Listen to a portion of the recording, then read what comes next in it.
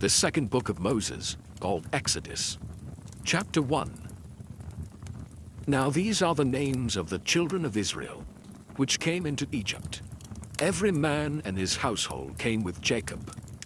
Reuben, Simeon, Levi, and Judah, Issachar, Zebulun, and Benjamin, Dan, and Naphtali, Gad, and Asher. And all the souls that came out of the loins of Jacob were 70 souls, for Joseph was in Egypt already. And Joseph died, and all his brethren, and all that generation.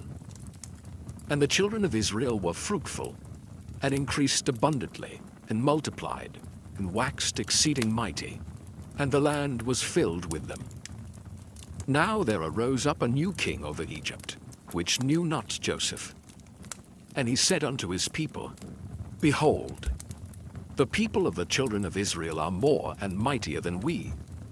Come on, let us deal wisely with them, lest they multiply. And it come to pass that, when there falleth out any war, they join also unto our enemies, and fight against us, and so get them up out of the land. Therefore they did set over them taskmasters to afflict them with their burdens. And they built for Pharaoh treasure cities, Pithom and Ramses. But the more they afflicted them, the more they multiplied and grew. And they were grieved because of the children of Israel. And the Egyptians made the children of Israel to serve with rigor. And they made their lives bitter with hard bondage, in mortar and in brick, and in all manner of service in the field. All their service, wherein they made them serve, was with rigor. And the king of Egypt spake to the Hebrew midwives, of which the name of the one was Shiphrah, and the name of the other Pua. And he said, When ye do the office of a midwife to the Hebrew women, and see them upon the stools, if it be a son, then ye shall kill him, but if it be a daughter, then she shall live. But the midwives feared God, and did not as the king of Egypt commanded them, but saved the men-children alive. And the king of Egypt called for the midwives, and said unto them, Why have ye done this thing, and have saved the men-children alive? And the midwives said unto Pharaoh, Because the Hebrew women are not as the Egyptian women, for they are lively, and are delivered ere the midwives come in unto them. Therefore God dealt well with the midwives, and the people multiplied, and waxed very mighty. And it came to pass, because the midwives feared God, that he made them houses. And Pharaoh charged all his people, saying, Every son that is born ye shall cast into the river, and every daughter ye shall save alive. Chapter 2. And there went a man of the house of Levi, and took to wife a daughter of Levi. And the woman conceived and bare a son. And when she saw him that he was a goodly child, she hid him 3 months. And when she could not longer hide him, she took for him an ark of bulrushes, and daubed it with slime and with pitch, and put the child therein, and she laid it in the flags by the river's brink. And his sister stood afar off, to wit what would be done to him. And the daughter of Pharaoh came down to wash herself at the river, and her maidens walked along by the river's side. And when she saw the ark among the flags, she sent her maid to fetch it. And when she had opened it, she saw the child, and behold, the babe wept. And she had compassion on him, and said, This is one of the Hebrews' children. Then said his sister to Pharaoh's daughter, Shall I go and call to thee a nurse of the Hebrew women, that she may nurse the child for thee? And Pharaoh's daughter said to her, Go. And the maid went and called the child's mother. And Pharaoh's daughter said unto her, Take this child away, and nurse it for me, and I will give thee thy wages. And the woman took the child, and nursed it. And the child grew, and she brought him unto Pharaoh's daughter, and he became her son. And she called his name Moses, and she said, Because I drew him out of the water. And it came to pass in those days, when Moses was grown, that he went out unto his brethren, and looked on their burdens. And he spied an Egyptian smiting an Hebrew, one of his brethren. And he looked this way and that way. And when he saw that there was no man, he slew the Egyptian and hid him in the sand. And when he went out the second day, behold, 2 men of the Hebrews strove together. And he said to him that did the wrong, Wherefore smitest thou thy fellow? And he said, Who made thee a prince and a judge over us? Intendest thou to kill me, as thou killest the Egyptian? And Moses feared and said, Surely this thing is known. Now when Pharaoh heard this thing, he sought to slay Moses. But Moses fled from the face of Pharaoh, and dwelt in the land of Midian, and he sat down by a well. Now the priest of Midian had 7 daughters, and they came and drew water, and filled the troughs to water their father's flock. And the shepherds came and drove them away. But Moses stood up and helped them and watered their flock. And when they came to Reuel their father, he said, How is it that ye are come so soon today? And they said, An Egyptian delivered us out of the hand of the shepherds, and also drew water enough for us, and watered the flock. And he said unto his daughters, And where is he? Why is it that ye have left the man? Call him, that he may eat bread. And Moses was content to dwell with the man, and he gave Moses Zipporah his daughter. And she bare him a son, and he called his name Gershom, for he said, I have been a stranger in a strange land. And it came to pass in process of time, that the king of Egypt died, and the children of Israel sighed by reason of the bondage, and they cried, and their cry came up unto God by reason of the bondage. And God heard their groaning, and God remembered his covenant with Abraham, with Isaac, and with Jacob. And God looked upon the children of Israel, and God had respect unto them.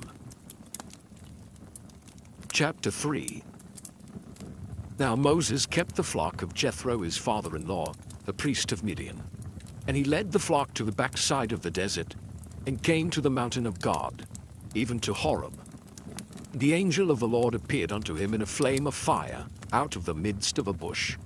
And he looked, and behold, the bush burned with fire, and the bush was not consumed. And Moses said, I will now turn aside, and see this great sight, why the bush is not burnt. And when the Lord saw that he turned aside to see, God called unto him out of the midst of the bush, and said, Moses, Moses. And he said, Here am I. And he said, Draw not nigh hither. Put off thy shoes from off thy feet, for the place whereon thou standest is holy ground. Moreover he said, I am the God of thy father, the God of Abraham, the God of Isaac, and the God of Jacob. And Moses hid his face, for he was afraid to look upon God. And the Lord said, I have surely seen the affliction of my people which are in Egypt, and have heard their cry by reason of their taskmasters, for I know their sorrows. And I am come down to deliver them out of the land of the Egyptians, and to bring them up out of that land, unto a good land and a large, unto a land flowing with milk and honey, unto the place of the Canaanites, and the Hittites, and the Amorites, and the Perizzites, and the Hivites, and the Jebusites. Now therefore, behold, the cry of the children of Israel is come unto me, and I have also seen the oppression wherewith the Egyptians oppress them. Come now therefore, and I will send thee unto Pharaoh, that thou mayest bring forth my people the children of Israel out of Egypt. And Moses said unto God, Who am I, that I should go unto Pharaoh, and that I should bring forth the children of Israel out of Egypt? And he said, Certainly I will be with thee, and this shall be a token unto thee, that I have sent thee. When thou hast brought forth the people out of Egypt, ye shall serve God upon this mountain. And Moses said unto God, Behold, when I come unto the children of Israel, and shall say unto them, The God of your fathers hath sent me unto you, and they shall say to me, What is his name? What shall I say unto them? And God said unto Moses, I am that I am. And he said, Thus shalt thou say unto the children of Israel, I am hath sent me unto you.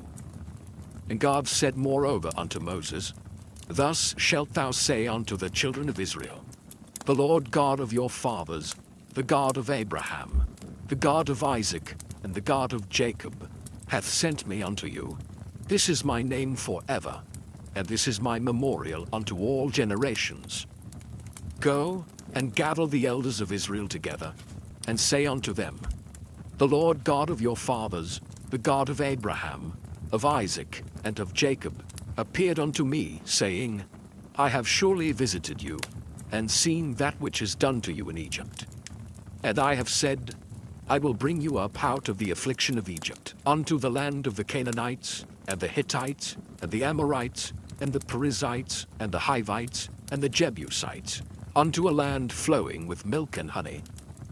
And they shall hearken to thy voice, and thou shalt come, thou and the elders of Israel, unto the king of Egypt. And ye shall say unto him, The Lord God of the Hebrews hath met with us. And now let us go, we beseech thee, 3 days' journey into the wilderness, that we may sacrifice to the Lord our God. And I am sure that the king of Egypt will not let you go, no, not by a mighty hand. And I will stretch out my hand, and smite Egypt with all my wonders which I will do in the midst thereof. And after that he will let you go. And I will give this people favor in the sight of the Egyptians. And it shall come to pass that when ye go, ye shall not go empty. But every woman shall borrow of her neighbor, and of her that sojourneth in her house, jewels of silver, and jewels of gold, and raiment. And ye shall put them upon your sons, and upon your daughters, and ye shall spoil the Egyptians. Chapter 4. And Moses answered and said, But behold, they will not believe me, nor hearken unto my voice. For they will say, The Lord hath not appeared unto thee. And the Lord said unto him, What is that in thine hand? And he said, A rod. And he said, Cast it on the ground. And he cast it on the ground, and it became a serpent. And Moses fled from before it. And the Lord said unto Moses, Put forth thine hand, and take it by the tail. And he put forth his hand, and caught it, and it became a rod in his hand, that they may believe that the Lord God of their fathers, the God of Abraham, the God of Isaac, and the God of Jacob, hath appeared unto thee. And the Lord said furthermore unto him, Put now thine hand into thy bosom. And he put his hand into his bosom. And when he took it out, behold, his hand was leprous as snow. And he said, Put thine hand into thy bosom again. And he put his hand into his bosom again, and plucked it out of his bosom, and behold, it was turned again as his other flesh. And it shall come to pass, if they will not believe thee, neither hearken to the voice of the first sign, that they will believe the voice of the latter sign. And it shall come to pass, if they will not believe also these 2 signs, neither hearken unto thy voice, that thou shalt take of the water of the river, and pour it upon the dry land. And the water which thou takest out of the river shall become blood upon the dry land. And Moses said unto the Lord, O my Lord, I am not eloquent, neither heretofore, nor since thou hast spoken unto thy servant, but I am slow of speech, and of a slow tongue. And the Lord said unto him, Who hath made man's mouth? Or who maketh the dumb, or deaf, or the seeing, or the blind? Have not I the Lord? Now therefore go, and I will be with thy mouth, and teach thee what thou shalt say. And he said, O my Lord, send, I pray thee, by the hand of him whom thou wilt send. And the anger of the Lord was kindled against Moses. And he said, Is not Aaron the Levite thy brother? And I know that he can speak well. And also, behold, he cometh forth to meet thee. And when he seeth thee, he will be glad in his heart. And thou shalt speak unto him, and put words in his mouth. And I will be with thy mouth, and with his mouth, and will teach you what ye shall do. And he shall be thy spokesman unto the people. And he shall be, even he shall be to thee instead of a mouth, and thou shalt be to him instead of God. And thou shalt take this rod in thine hand, wherewith thou shalt do signs. And Moses went and returned to Jethro his father-in-law, and said unto him, Let me go, I pray thee, and return unto my brethren which are in Egypt, and see whether they be yet alive. And Jethro said to Moses, Go in peace. And the Lord said unto Moses in Midian, Go, return into Egypt, for all the men are dead which sought thy life. And Moses took his wife and his sons, and set them upon an ass, and he returned to the land of Egypt. And Moses took the rod of God in his hand. And the Lord said unto Moses, When thou goest to return into Egypt, see that thou do all those wonders before Pharaoh, which I have put in thine hand.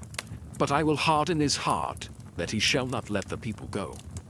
And thou shalt say unto Pharaoh, Thus saith the Lord, Israel is my son, even my firstborn. And I say unto thee, Let my son go, that he may serve me. And if thou refuse to let him go, behold, I will slay thy son, even thy firstborn. And it came to pass by the way in the inn, that the Lord met him, and sought to kill him. Then Zipporah took a sharp stone, and cut off the foreskin of her son, and cast it at his feet, and said, Surely a bloody husband art thou to me. So he let him go. Then she said, A bloody husband thou art, because of the circumcision. And the Lord said to Aaron, Go into the wilderness to meet Moses. And he went, and met him in the mount of God, and kissed him. And Moses told Aaron all the words of the Lord who had sent him, and all the signs which he had commanded him. And Moses and Aaron went and gathered together all the elders of the children of Israel. And Aaron spake all the words which the Lord had spoken unto Moses, and did the signs in the sight of the people. And the people believed. And when they heard that the Lord had visited the children of Israel, and that he had looked upon their affliction, then they bowed their heads and worshipped. Chapter 5. And afterward Moses and Aaron went in, and told Pharaoh, Thus saith the Lord God of Israel, Let my people go, that they may hold a feast unto me in the wilderness. And Pharaoh said, Who is the Lord, that I should obey his voice to let Israel go? I know not the Lord, neither will I let Israel go. And they said, The God of the Hebrews hath met with us.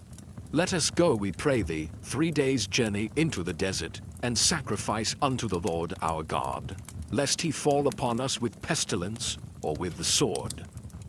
And the king of Egypt said unto them, Wherefore do ye, Moses and Aaron, let the people from their works? Get you unto your burdens. And Pharaoh said, Behold, the people of the land now are many, and ye make them rest from their burdens. And Pharaoh commanded the same day the taskmasters of the people and their officers, saying, Ye shall no more give the people straw to make brick as heretofore. Let them go and gather straw for themselves. And the tale of the bricks, which they did make heretofore, ye shall lay upon them. Ye shall not diminish aught thereof, for they be idle. Therefore they cry, saying, Let us go and sacrifice to our God. Let their more work be laid upon the men, that they may labor therein, and let them not regard vain words. And the taskmasters of the people went out, and their officers, and they spake to the people, saying, Thus saith Pharaoh, I will not give you straw. Go ye, get you straw where ye can find it, yet not aught of your work shall be diminished. So the people were scattered abroad throughout all the land of Egypt, who gather stubble instead of straw.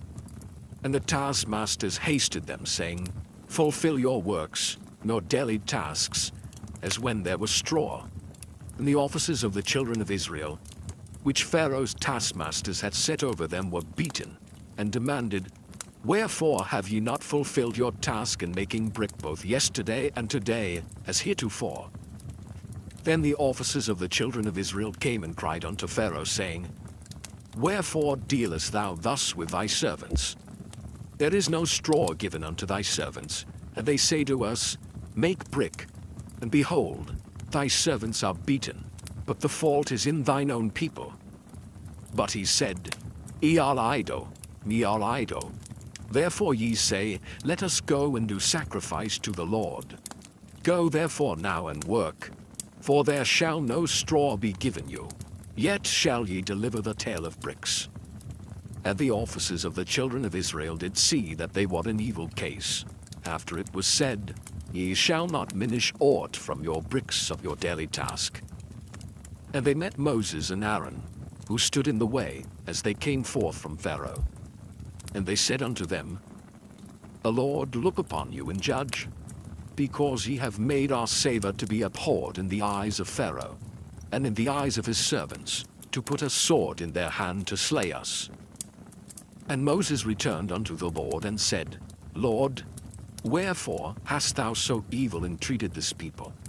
Why is it that thou hast sent me?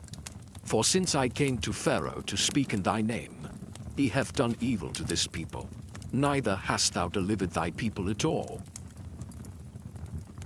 Chapter 6.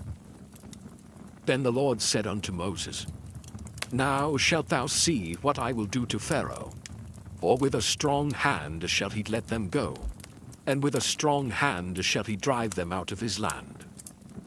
And God spake unto Moses, and said unto him, I am the Lord.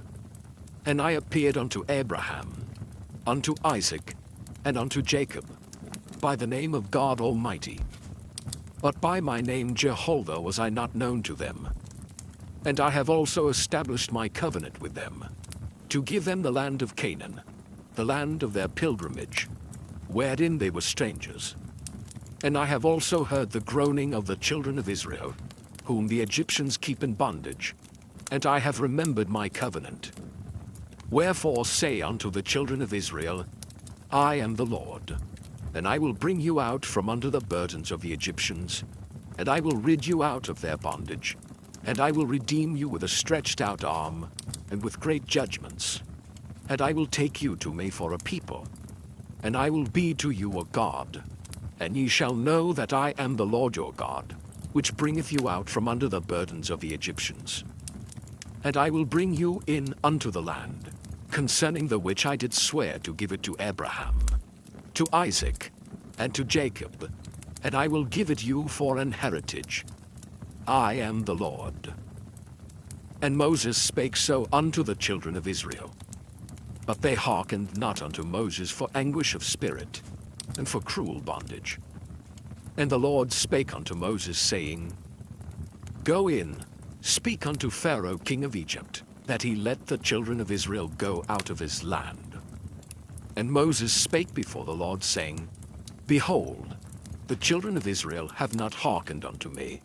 How then shall Pharaoh hear me, who am of uncircumcised lips? And the Lord spake unto Moses and unto Aaron, and gave them a charge unto the children of Israel, and unto Pharaoh king of Egypt, to bring the children of Israel out of the land of Egypt. These be the heads of their fathers' houses, the sons of Reuben, the firstborn of Israel, Hanok, and Palu, Hezron, and Carmi. These be the families of Reuben. And the sons of Simeon, Jemuel, and Jamin, and Ohad, and Jachin, and Zohar, and Shael, the son of a Canaanitish woman. These are the families of Simeon. And these are the names of the sons of Levi according to their generations, Gershon, and Kohath, and Merari. And the years of the life of Levi were 137 years. The sons of Gershon, Libni, and Shimei, according to their families. And the sons of Kohath, Amram, and Izhar, and Hebron, and Uzziel. And the years of the life of Kohath were 133 years. And the sons of Merari, Mahali, and Mushi.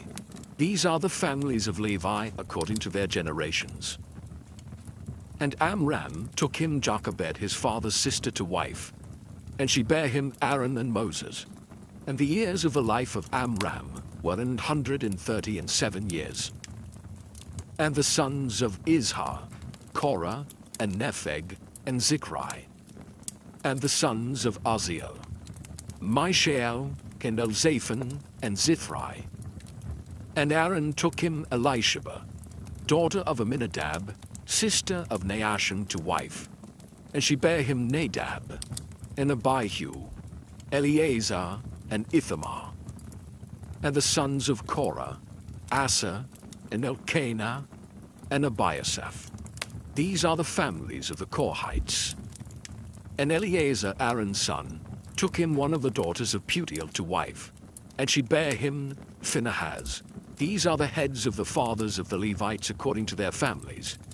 These are that Aaron and Moses, to whom the Lord said, Bring out the children of Israel from the land of Egypt according to their armies. These are they which spake to Pharaoh king of Egypt, to bring out the children of Israel from Egypt. These are that Moses and Aaron. And it came to pass on the day when the Lord spake unto Moses in the land of Egypt, that the Lord spake unto Moses, saying, I am the Lord. Speak thou unto Pharaoh king of Egypt all that I say unto thee. And Moses said before the Lord, Behold, I am of uncircumcised lips, and how shall Pharaoh hearken unto me? Chapter 7. And the Lord said unto Moses, See, I have made thee a god to Pharaoh, and Aaron thy brother shall be thy prophet. Thou shalt speak all that I command thee, and Aaron thy brother shall speak unto Pharaoh, that he send the children of Israel out of his land. And I will harden Pharaoh's heart, and multiply my signs and my wonders in the land of Egypt. But Pharaoh shall not hearken unto you, that I may lay my hand upon Egypt, and bring forth mine armies, and my people the children of Israel, out of the land of Egypt by great judgments. And the Egyptians shall know that I am the Lord, when I stretch forth mine hand upon Egypt, and bring out the children of Israel from among them. And Moses and Aaron did as the Lord commanded them, so did they. And Moses was 80 years old, and Aaron 83 years old, when they spake unto Pharaoh. And the Lord spake unto Moses and unto Aaron, saying, When Pharaoh shall speak unto you, saying, Show a miracle for you, then thou shalt say unto Aaron, Take thy rod, and cast it before Pharaoh, and it shall become a serpent. And Moses and Aaron went in unto Pharaoh, and they did so as the Lord had commanded.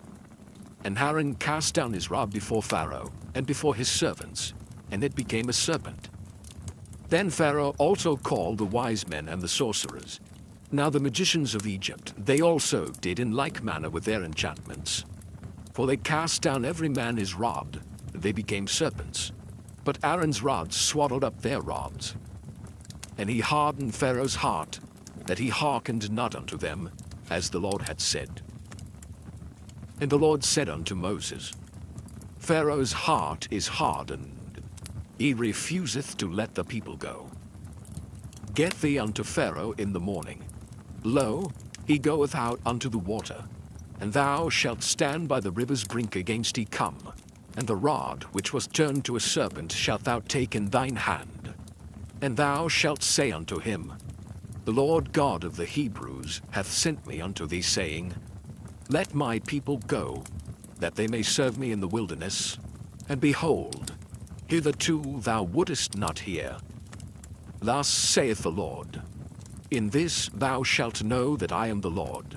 Behold, I will smite with the rod that is in mine hand upon the waters which are in the river, and they shall be turned to blood.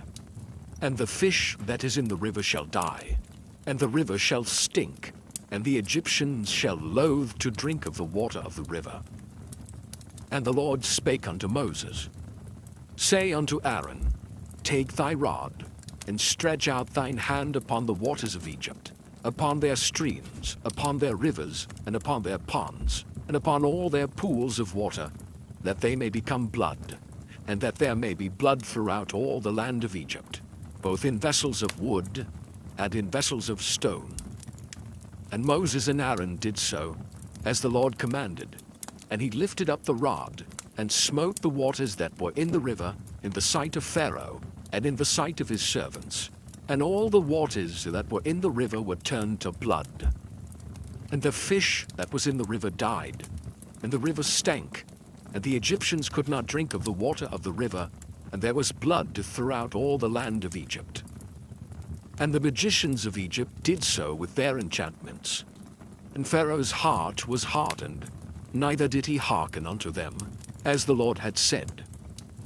And Pharaoh turned and went into his house, neither did he set his heart to this also. And all the Egyptians digged round about the river for water to drink, for they could not drink of the water of the river. And 7 days were fulfilled, after that the Lord had smitten the river. Chapter 8.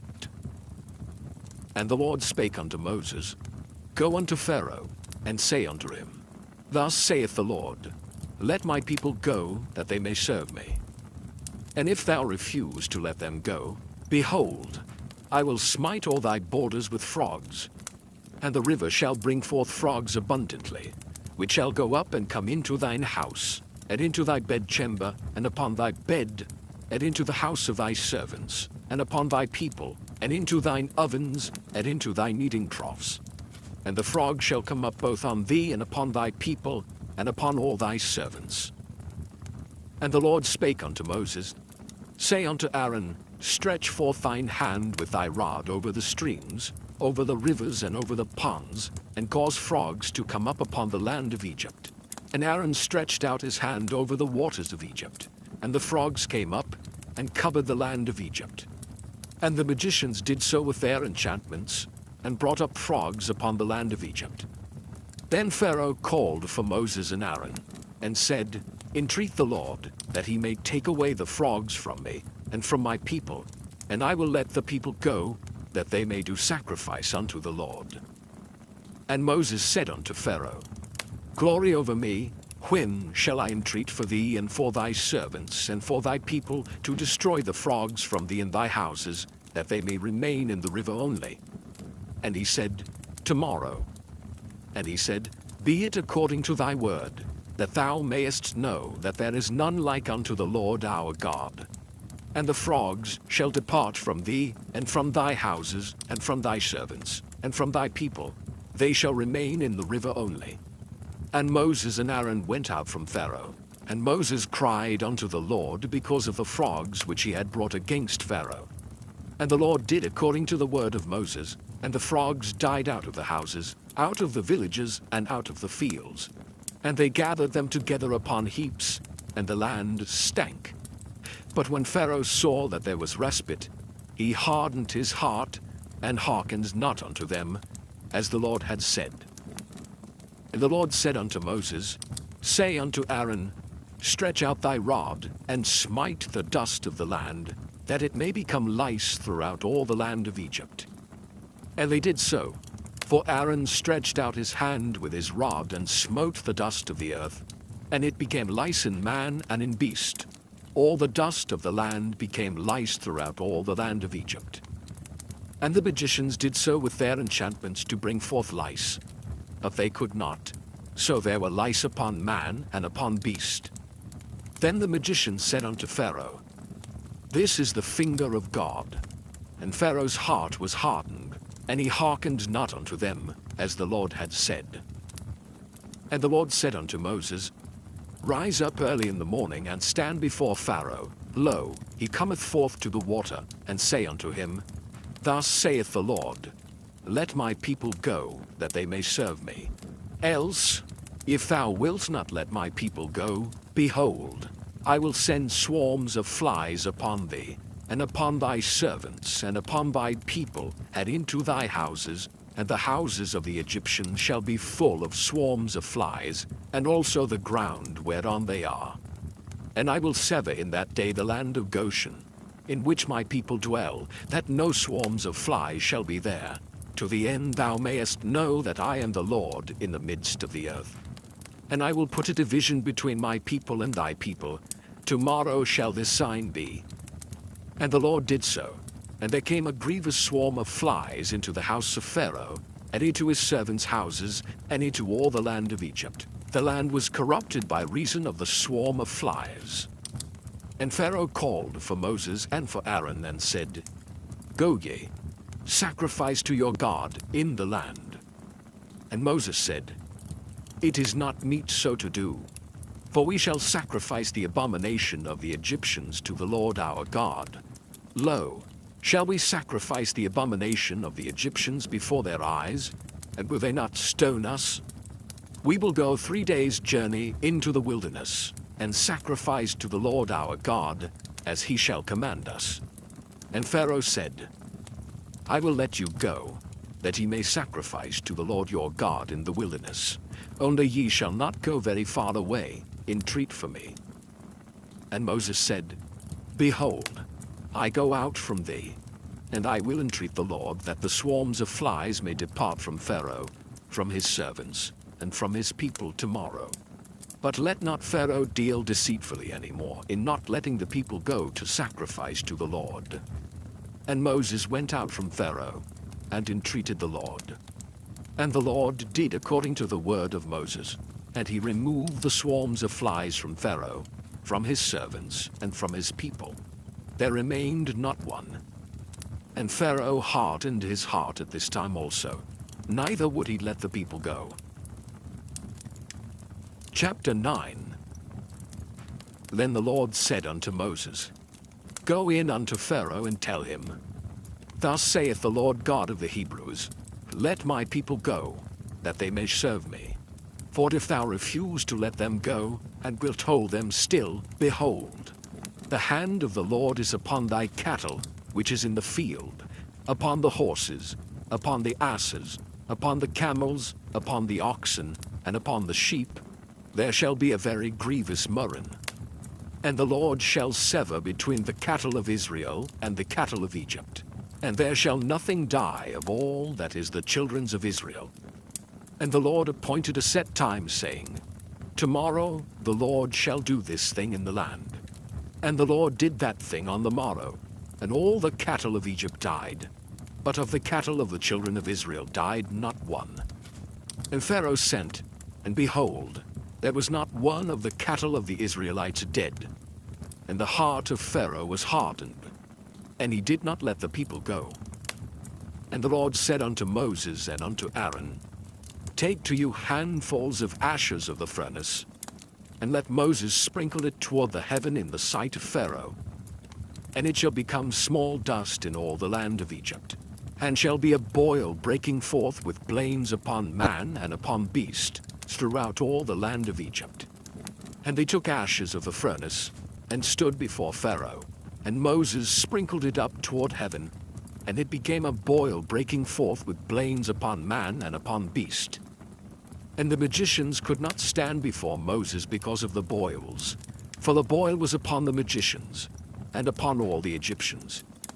And the Lord hardened the heart of Pharaoh, and he hearkened not unto them, as the Lord had spoken unto Moses. And the Lord said unto Moses, Rise up early in the morning, and stand before Pharaoh, and say unto him, Thus saith the Lord God of the Hebrews, Let my people go, that they may serve me. For I will at this time send all my plagues upon thine heart, and upon thy servants, and upon thy people, that thou mayest know that there is none like me in all the earth. For now I will stretch out my hand, that I may smite thee and thy people with pestilence, and thou shalt be cut off from the earth. And in very deed for this cause have I raised thee up, for to show in thee my power, and that my name may be declared throughout all the earth. As yet exaltest thou thyself against my people, that thou wilt not let them go. Behold, tomorrow about this time I will cause it to rain a very grievous hail, such as hath not been in Egypt since the foundation thereof even until now. Send therefore now, and gather thy cattle, and all that thou hast in the field. For upon every man and beast which shall be found in the field, and shall not be brought home, the hail shall come down upon them, and they shall die. He that feared the word of the Lord among the servants of Pharaoh made his servants and his cattle flee into the houses. And he that regarded not the word of the Lord left his servants and his cattle in the field. And the Lord said unto Moses, Stretch forth thine hand toward heaven, that there may be hail in all the land of Egypt. upon man, and upon beast, and upon every herb of the fields throughout the land of Egypt.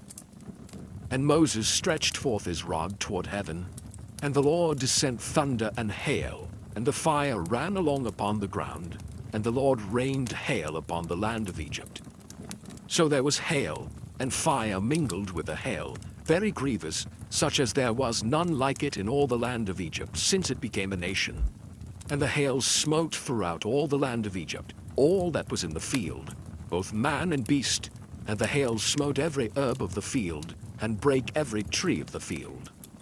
Only in the land of Goshen, where the children of Israel were, was there no hail. And Pharaoh sent and called for Moses and Aaron, and said unto them, I have sinned this time. The Lord is righteous, and I and my people are wicked. Entreat the Lord, for it is enough, that there be no more mighty thunderings and hail, and I will let you go, and ye shall stay no longer. And Moses said unto him, As soon as I am gone out of the city, I will spread abroad my hands unto the Lord, and the thunder shall cease, neither shall there be any more hail, that thou mayest know how that the earth is the Lord's. But as for thee and thy servants, I know that ye will not yet fear the Lord God. And the flax and the barley was smitten, for the barley was in the ear, and the flax was bold. But the wheat and the rye were not smitten, for they were not grown up. And Moses went out of the city from Pharaoh, and spread abroad his hands unto the Lord. And the thunders and hail ceased, and the rain was not poured upon the earth. And when Pharaoh saw that the rain and the hail and the thunders were ceased, he sinned yet more, and hardened his heart, he and his servants. And the heart of Pharaoh was hardened, neither would he let the children of Israel go, as the Lord had spoken by Moses. Chapter 10. And the Lord said unto Moses, Go in unto Pharaoh, for I have hardened his heart, and the heart of his servants, that I might show these my signs before him, and that thou mayest tell in the ears of thy son, and of thy son's son, what things I have wrought in Egypt, and my signs which I have done among them, that ye may know how that I am the Lord. And Moses and Aaron came in unto Pharaoh, and said unto him, Thus saith the Lord God of the Hebrews, How long wilt thou refuse to humble thyself before me? Let my people go, that they may serve me. Else, if thou refuse to let my people go, behold, tomorrow will I bring the locust into thy coast, and they shall cover the face of the earth, that one cannot be able to see the earth. And they shall eat the residue of that which is escaped, which remaineth unto you from the hail, and shall eat every tree which groweth for you out of the field. And they shall fill thy houses, and the houses of all thy servants, and the houses of all the Egyptians, which neither thy fathers nor thy fathers' fathers have seen, since the day that they were upon the earth unto this day. And he turned himself, and went out from Pharaoh. And Pharaoh's servants said unto him, How long shall this man be a snare unto us? Let the men go, that they may serve the Lord their God. Knowest thou not yet that Egypt is destroyed? And Moses and Aaron were brought again unto Pharaoh. And he said unto them, Go, serve the Lord your God. But who are they that shall go? And Moses said, We will go with our young, and with our old, with our sons and with our daughters, with our flocks and with our herds will we go. For we must hold a feast unto the Lord. And he said unto them, Let the Lord be so with you, as I will let you go. And your little ones, look to it, for evil is before you. Not so. Go now, ye that are men, and serve the Lord, for that ye did desire. And they were driven out from Pharaoh's presence. And the Lord said unto Moses, Stretch out thine hand over the land of Egypt for the locusts, that they may come up upon the land of Egypt, and eat every herb of the land, even all that the hail hath left. And Moses stretched forth his rod over the land of Egypt, and the Lord brought an east wind upon the land all that day and all that night, And when it was morning, the east wind brought the locusts. And the locust went up over all the land of Egypt, and rested in all the coasts of Egypt. Very grievous were they. Before them there were no such locusts as they, neither after them shall be such. For they covered the face of the whole earth, so that the land was darkened. And they did eat every herb of the land, and all the fruit of the trees which the hail had left. And there remained not any green thing in the trees, but in the herbs of the field through all the land of Egypt.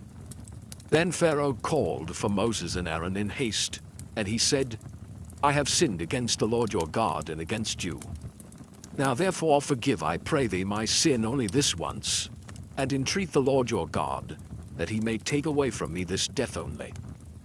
And he went out from Pharaoh, and entreated the Lord. And the Lord turned a mighty strong west wind, which took away the locusts, and cast them into the Red Sea. There remained not one locust in all the coast of Egypt. But the Lord hardened Pharaoh's heart, so that he would not let the children of Israel go. And the Lord said unto Moses, Stretch out thine hand toward heaven, that there may be darkness over the land of Egypt, even darkness which may be felt.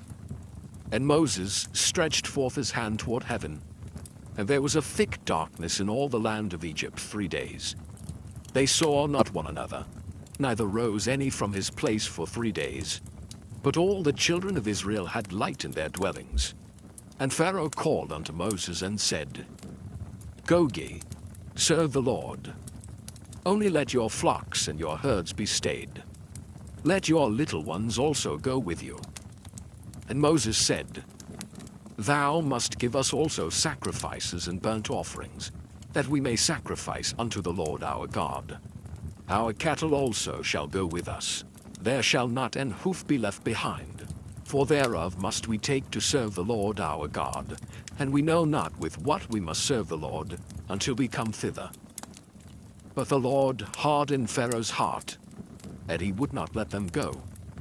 And Pharaoh said unto him, Get thee from me, take heed to thyself, see my face no more. For in that day thou seest my face, thou shalt die. And Moses said, Thou hast spoken well. I will see thy face again no more. Chapter 11. And the Lord said unto Moses, Yet will I bring one plague more upon Pharaoh, and upon Egypt. Afterwards he will let you go hence. When he shall let you go, he shall surely thrust you out hence altogether. Speak now in the ears of the people, and let every man borrow of his neighbor, and every woman of our neighbor, jewels of silver, and jewels of gold. And the Lord gave the people favor in the sight of the Egyptians. Moreover, the man Moses was very great in the land of Egypt, in the sight of Pharaoh's servants, and in the sight of the people.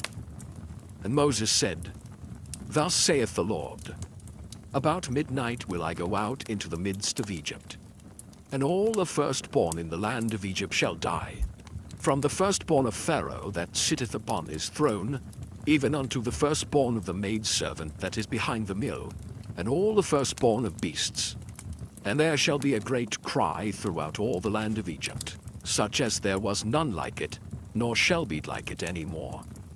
But against any of the children of Israel shall not a dog move his tongue against man or beast, that ye may know how that the Lord doth put a difference between the Egyptians and Israel. And all these thy servants shall come down unto me, and bow down themselves unto me, saying, Get thee out, and all the people that follow thee, and after that I will go out. And he went out from Pharaoh in a great anger. And the Lord said unto Moses, Pharaoh shall not hearken unto you, that my wonders may be multiplied in the land of Egypt.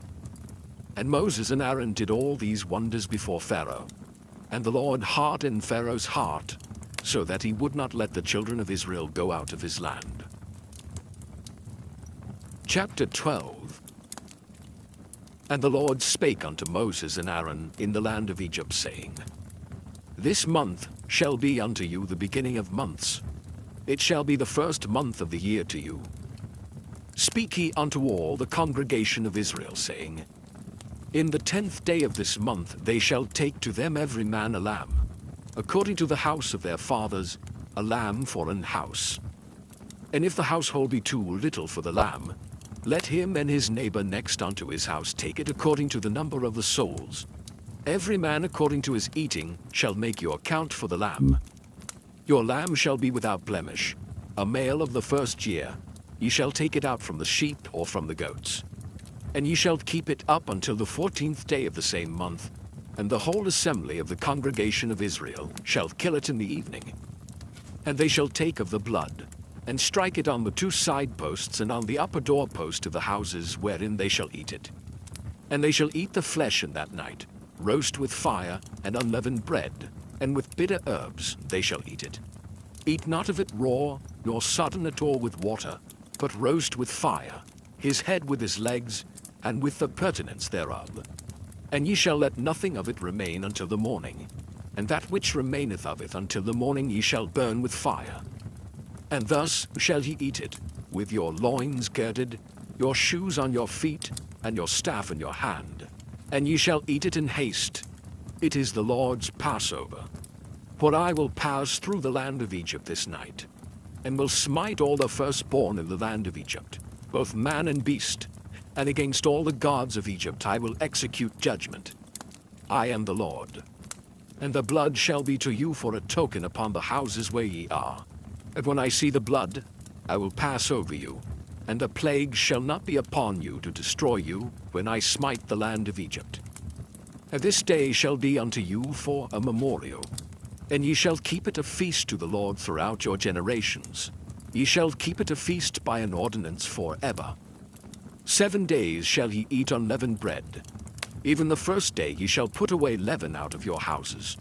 For whosoever eateth leavened bread from the first day until the 7th day, that soul shall be cut off from Israel. And in the first day there shall be an holy convocation. And in the 7th day there shall be an holy convocation to you. No manner of work shall be done in them, save that which every man must eat, that only may be done of you. And ye shall observe the feast of unleavened bread. For in this selfsame day have I brought your armies out of the land of Egypt. Therefore shall ye observe this day in your generations by an ordinance forever. In the 1st month on the 14th day of the month at even, ye shall eat unleavened bread, until the 21st day of the month at even. 7 days shall there be no leaven found in your houses. For whosoever eateth that which is leavened, even that soul shall be cut off from the congregation of Israel, whether he be a stranger or born in the land. Ye shall eat nothing leavened. In all your habitation shall ye eat unleavened bread. Then Moses called for all the elders of Israel and said unto them, Draw out and take you a lamb according to your families, and kill the Passover. And ye shall take a bunch of hyssop, and dip it in the blood that is in the basin, and strike the lintel and the 2 side posts with the blood that is in the basin, and none of you shall go out at the door of his house until the morning. For the Lord will pass through to smite the Egyptians. And when he seeth the blood upon the lintel and on the 2 side posts, the Lord will pass over the door, and will not suffer the destroyer to come in unto your houses to smite you. And he shall observe this thing for an ordinance to thee and to thy sons forever. And it shall come to pass, when ye be come to the land which the Lord will give you, according as he hath promised, that ye shall keep this service. And it shall come to pass, when your children shall say unto you, What mean ye by this service? That ye shall say, It is the sacrifice of the Lord's Passover, who passed over the houses of the children of Israel in Egypt, when he smote the Egyptians, and delivered our houses. And the people bowed the head and worshipped. And the children of Israel went away, and did as the Lord had commanded Moses and Aaron, so did they. And it came to pass, that at midnight the Lord smote all the firstborn in the land of Egypt, from the firstborn of Pharaoh that sat on his throne, unto the firstborn of the captain that was in the dungeon, and all the firstborn of cattle. And Pharaoh rose up in the night, he and all his servants and all the Egyptians. There was a great cry in Egypt, for there was not a house where there was not one dead. And he called for Moses and Aaron by night and said, Rise up, and get you forth from among my people, both ye and the children of Israel, and go, serve the Lord, as ye have said. Also take your flocks and your herds, as ye have said, and be gone. And bless me also.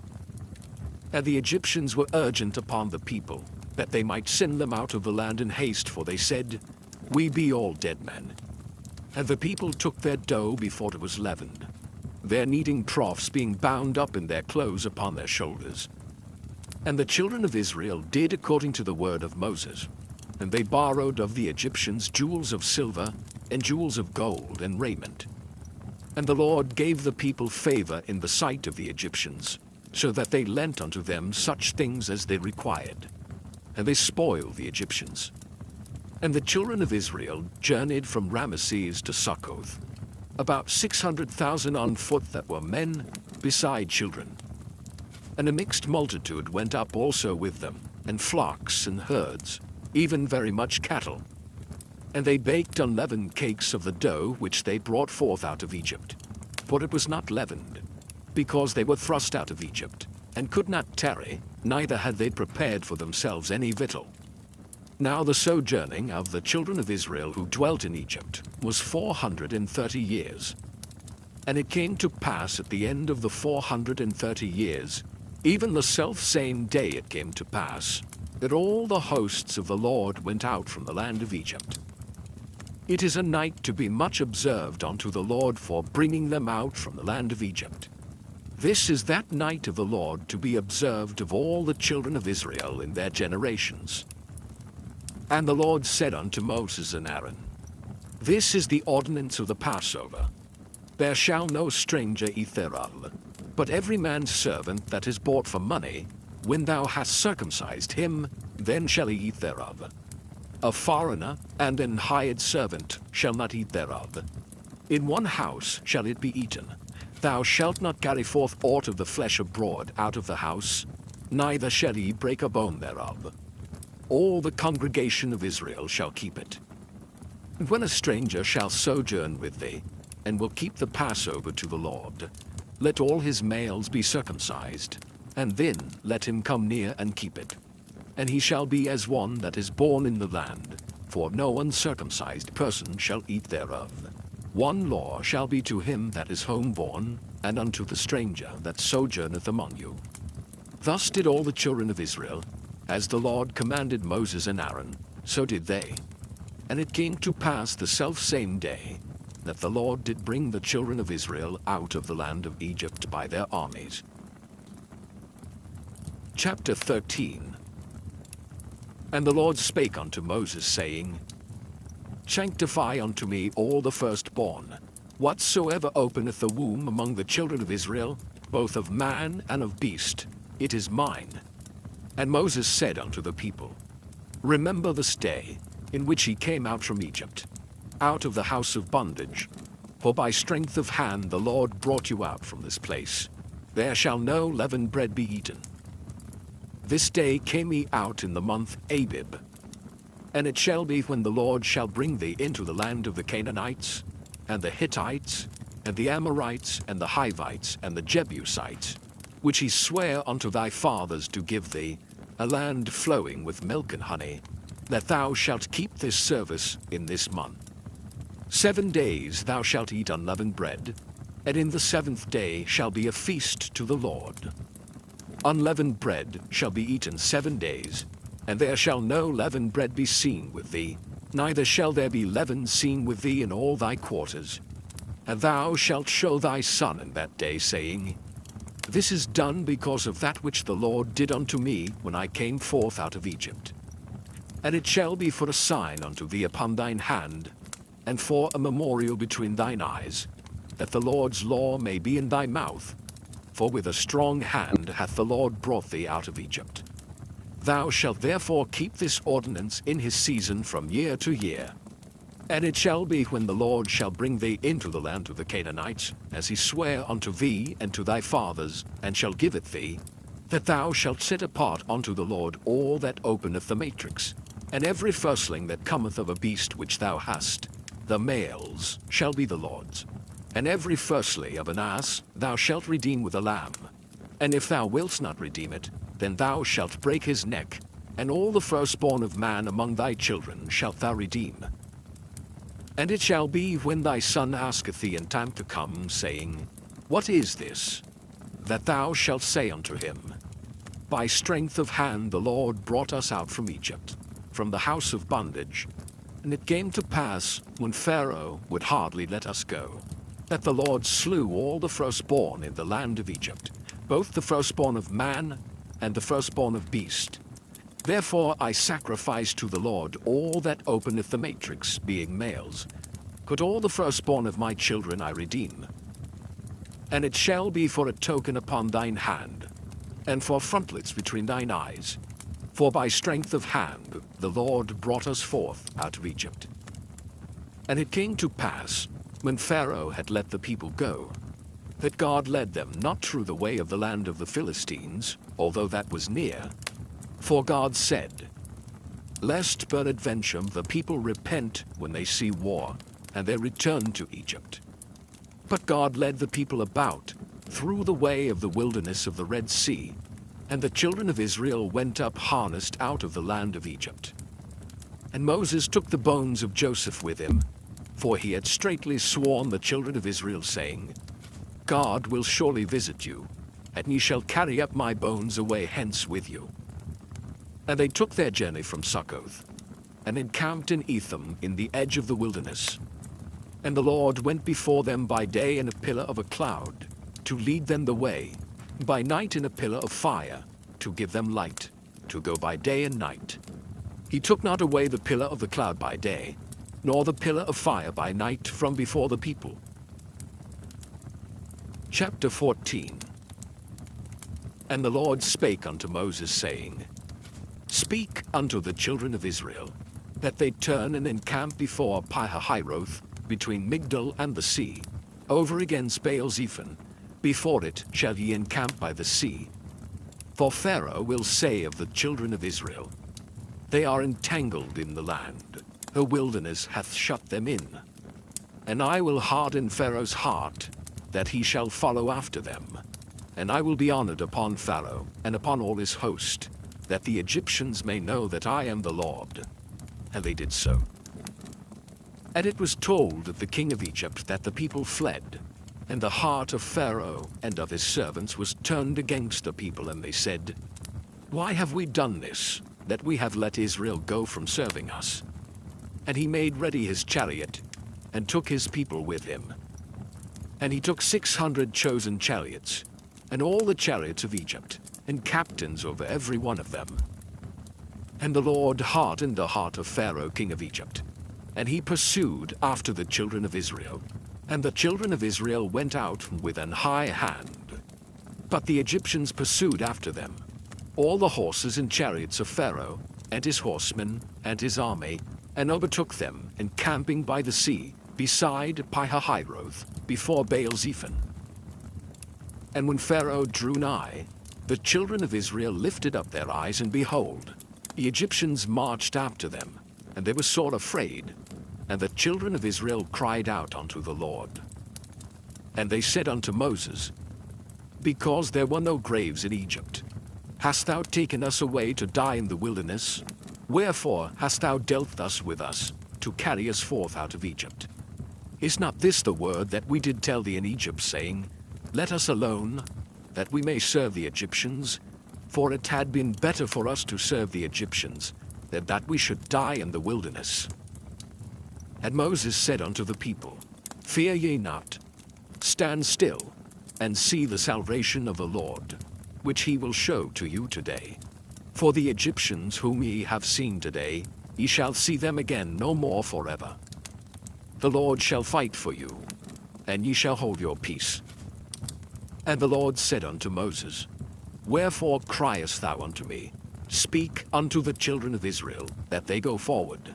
But lift thou up thy rod, and stretch out thine hand over the sea, and divide it. And the children of Israel shall go on dry ground through the midst of the sea. And I, behold, I will harden the hearts of the Egyptians, and they shall follow them. And I will get me honor upon Pharaoh, and upon all his host, upon his chariots and upon his horsemen. And the Egyptians shall know that I am the Lord, when I have gotten me honor upon Pharaoh, upon his chariots and upon his horsemen. And the angel of God, which went before the camp of Israel, removed and went behind them. And the pillar of the cloud went from before their face, and stood behind them. And it came between the camp of the Egyptians and the camp of Israel. And it was a cloud and darkness to them. But it gave light by night to these, so that the one came not near the other all the night. And Moses stretched out his hand over the sea, and the Lord caused the sea to go back by a strong east wind all that night, and made the sea dry land, and the waters were divided.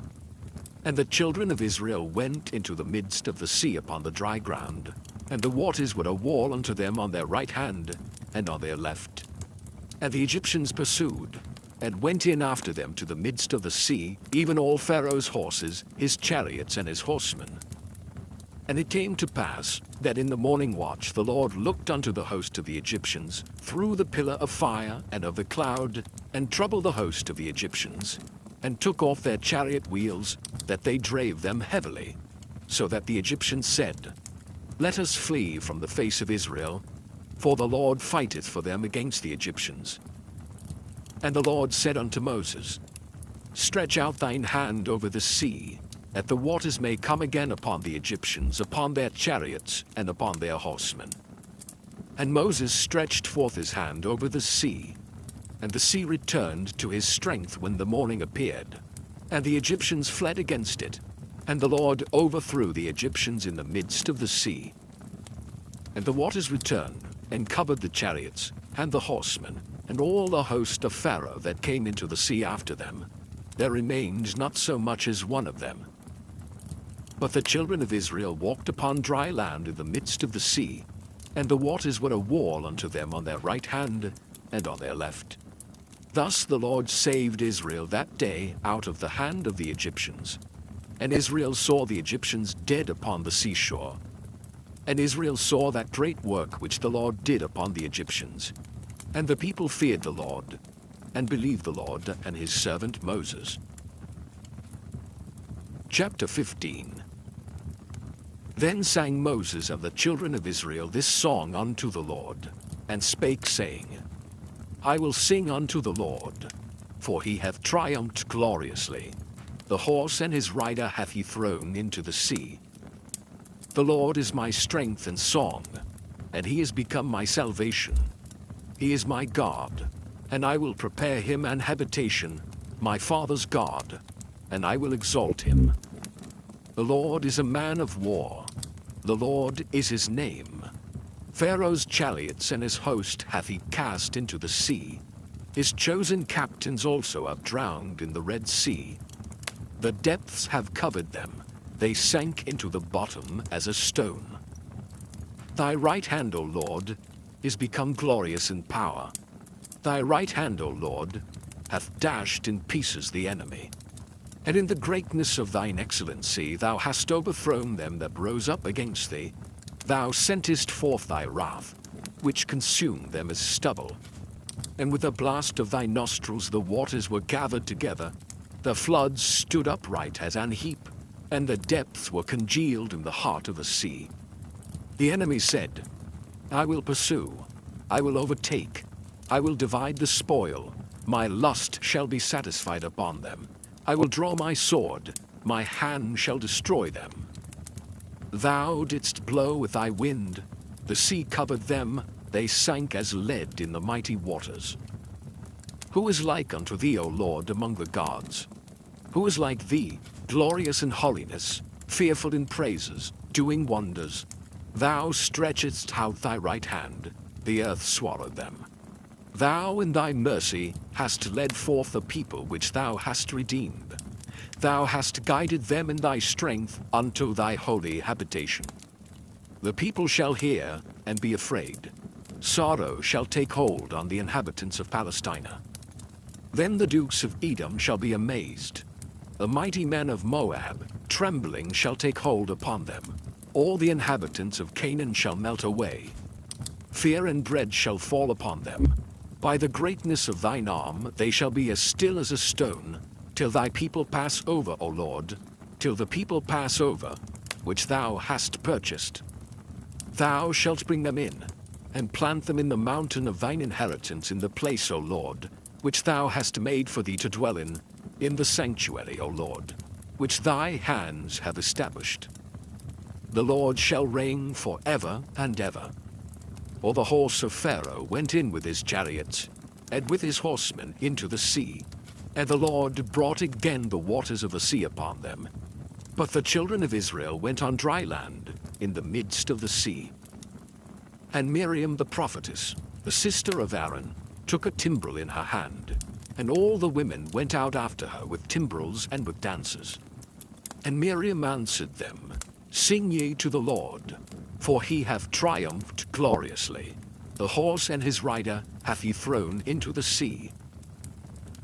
So Moses brought Israel from the Red Sea, and they went out into the wilderness of Shur, and they went 3 days in the wilderness and found no water.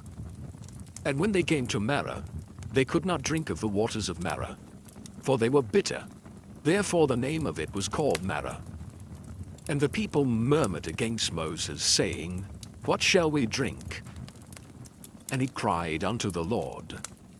And the Lord showed him a tree, which when he had cast into the waters were made sweet.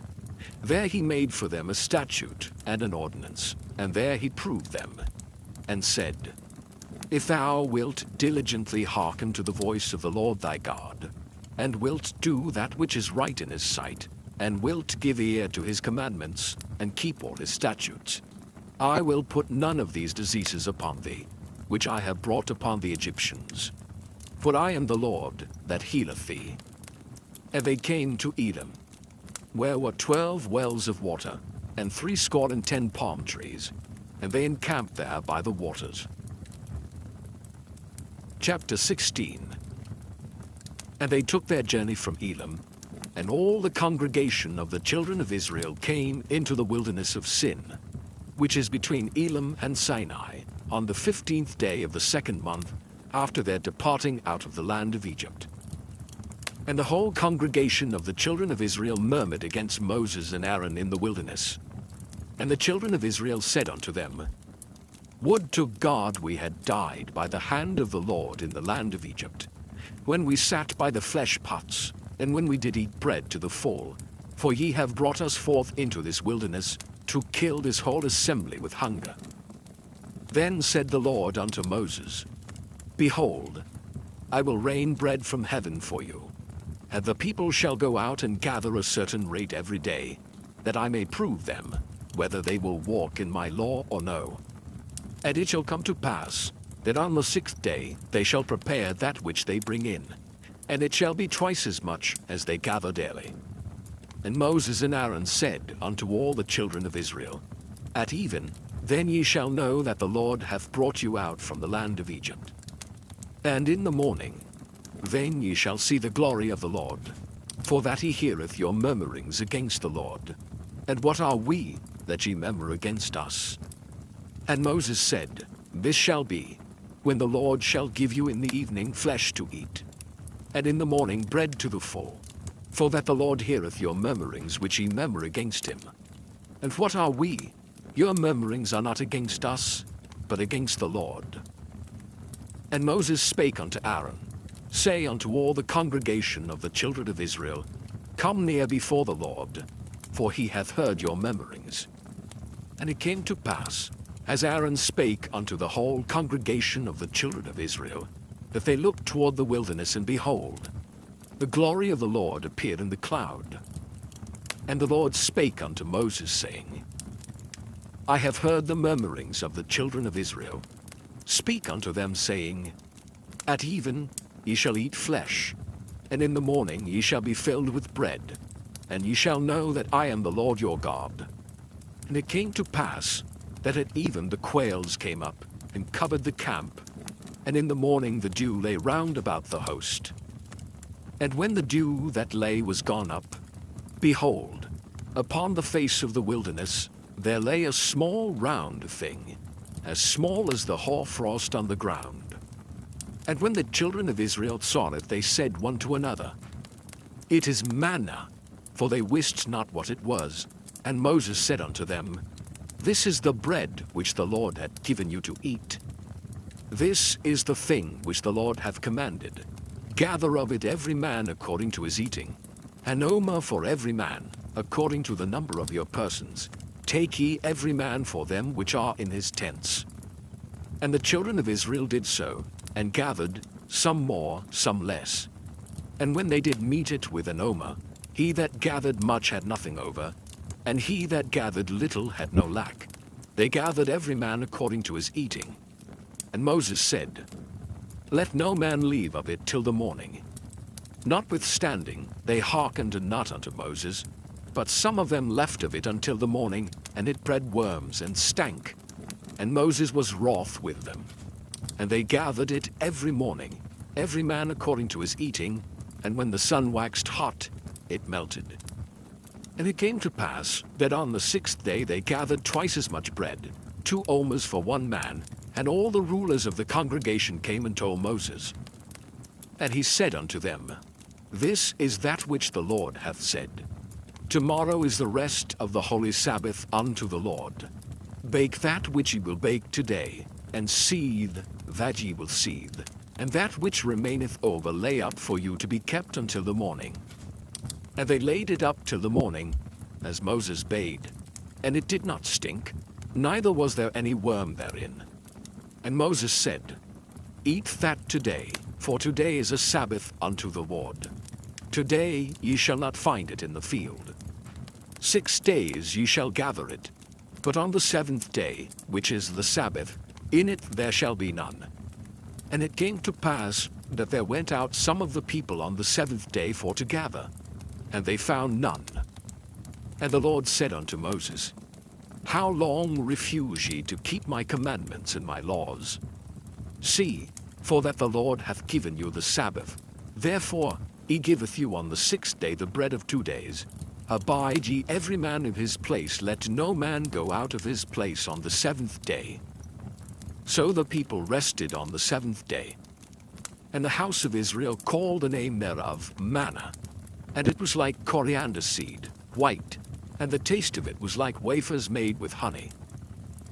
And Moses said, This is the thing which the Lord commandeth.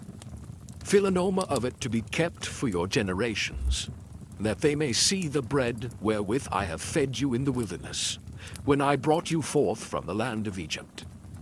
And Moses said unto Aaron, Take a pot, and put an omer full of manna therein, and lay it up before the Lord to be kept for your generations. As the Lord commanded Moses, so Aaron laid it up before the testimony to be kept. And the children of Israel did eat manna 40 years, until they came to a land inhabited. They did eat manna until they came unto the borders of the land of Canaan. Now an omer is the 10th part of an ephah. Chapter 17. And all the congregation of the children of Israel journeyed from the wilderness of Sin, after their journeys, according to the commandment of the Lord, and pitched in Rephidim, and there was no water for the people to drink. Wherefore the people did chide with Moses, and said, Give us water that we may drink.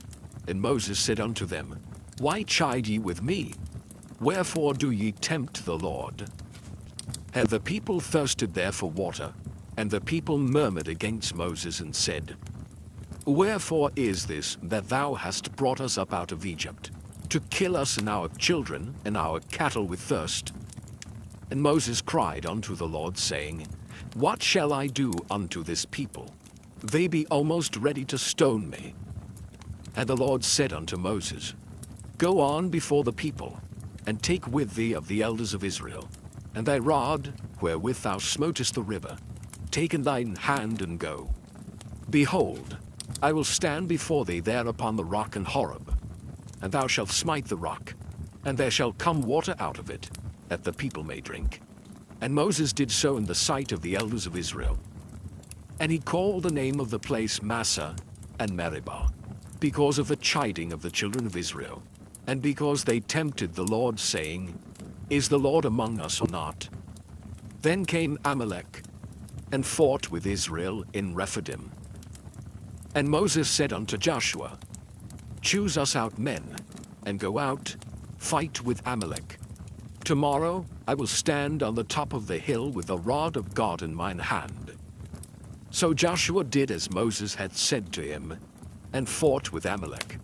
And Moses, Aaron, and Hur went up to the top of the hill. It came to pass, when Moses held up his hand, that Israel prevailed. That when he let down his hand, Amalek prevailed. But Moses' hands were heavy, and they took a stone and put it under him, and he sat thereon.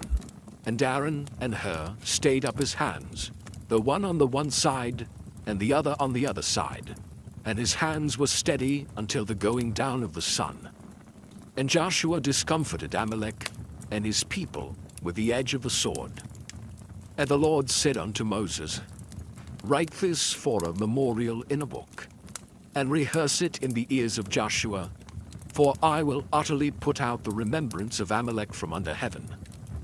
And Moses built an altar, and called the name of it Jehovah Nissi. For he said, Because the Lord hath sworn that the Lord will have war with Amalek from generation to generation. Chapter 18. When Jethro, the priest of Midian, Moses' father-in-law, heard of all that God had done for Moses and for Israel his people, and that the Lord had brought Israel out of Egypt. Then Jethro, Moses' father-in-law, took Zipporah, Moses' wife, after he had sent her back, and her 2 sons, of which the name of the one was Gershom, for he said, I have been an alien in a strange land. And the name of the other was Eliezer, for the God of my father said he was mine help, and delivered me from the sword of Pharaoh. And Jethro, Moses' father-in-law, came with his sons and his wife unto Moses into the wilderness, where he encamped at the mount of God. And he said unto Moses, I, thy father-in-law Jethro, am come unto thee, and thy wife, and her 2 sons with her. And Moses went out to meet his father-in-law, and did obeisance and kissed him, and they asked each other of their welfare, and they came into the tent. And Moses told his father-in-law all that the Lord had done unto Pharaoh, and to the Egyptians for Israel's sake, and all the travail that had come upon them by the way, and how the Lord delivered them. And Jethro rejoiced for all the goodness which the Lord had done to Israel, whom he had delivered out of the hand of the Egyptians. And Jethro said, Blessed be the Lord, who hath delivered you out of the hand of the Egyptians, and out of the hand of Pharaoh, who hath delivered the people from under the hand of the Egyptians. Now I know that the Lord is greater than all gods, for in the thing wherein they dealt proudly he was above them. And Jethro, Moses' father-in-law, took a burnt offering and sacrifices for God. And Aaron came, and all the elders of Israel, to eat bread with Moses' father-in-law before God. And it came to pass on the morrow, that Moses sat to judge the people, and the people stood by Moses from the morning unto the evening. And when Moses' father-in-law saw all that he did to the people, he said, What is this thing that thou doest to the people? Why sittest thou thyself alone, and all the people stand by thee from morning unto even? And Moses said unto his father-in-law, Because the people come unto me to inquire of God. When they have a matter, they come unto me, and I judge between one and another, and I do make them know the statutes of God and his laws. And Moses' father-in-law said unto him, The thing that thou doest is not good. Thou wilt surely wear away, both thou and this people that is with thee, for this thing is too heavy for thee. Thou art not able to perform it thyself alone. Hearken now unto my voice. I will give thee counsel, and God shall be with thee. Be thou for the people to Godward, that thou mayest bring the causes unto God. And thou shalt teach them ordinances and laws, and shalt show them the way wherein they must walk, and the work that they must do. Moreover, thou shalt provide out of all the people able men, such as fear God, men of truth, hating covetousness, and place such over them, to be rulers of thousands, and rulers of hundreds, rulers of 50s, and rulers of 10s. And let them judge the people at all seasons. And it shall be that every great matter they shall bring unto thee, but every small matter they shall judge. So shall it be easier for thyself, and they shall bear the burden with thee. If thou shalt do this thing, and God command thee so, then thou shalt be able to endure, and all this people shall also go to their place in peace. So Moses hearkened to the voice of his father-in-law, and did all that he had said. And Moses chose able men out of all Israel, and made them heads over the people, rulers of thousands, rulers of hundreds, rulers of 50s, and rulers of 10s. And they judged the people at all seasons. The hard causes they brought unto Moses, but every small matter they judged themselves. And Moses let his father-in-law depart, and he went his way into his own land. Chapter 19. In the 3rd month, when the children of Israel were gone forth out of the land of Egypt, the same day came they into the wilderness of Sinai. For they were departed from Rephidim, and were come to the desert of Sinai, and had pitched in the wilderness, and there Israel camped before the mount. And Moses went up unto God, and the Lord called unto him out of the mountain, saying, Thus shalt thou say to the house of Jacob, and tell the children of Israel, Ye have seen what I did unto the Egyptians, and how I bare you on eagle's wings, and brought you unto myself. Now therefore, if ye will obey my voice indeed, and keep my covenant, then ye shall be a peculiar treasure unto me above all people, for all the earth is mine. And ye shall be unto me a kingdom of priests, and an holy nation. These are the words which thou shalt speak unto the children of Israel. And Moses came and called for the elders of the people, and laid before their faces all these words which the Lord commanded him. And all the people answered together and said, All that the Lord hath spoken we will do. And Moses returned the words of the people unto the Lord. And the Lord said unto Moses, Lo, I come unto thee in a thick cloud, that the people may hear when I speak with thee, and believe thee forever. And Moses told the words of the people unto the Lord. And the Lord said unto Moses, Go unto the people, and sanctify them today and tomorrow. Let them wash their clothes, and be ready against the 3rd day. Or the 3rd day the Lord will come down in the sight of all the people upon Mount Sinai. And thou shalt set bounds unto the people round about, saying, Take heed to yourselves, that ye go not up into the mount, or touch the border of it.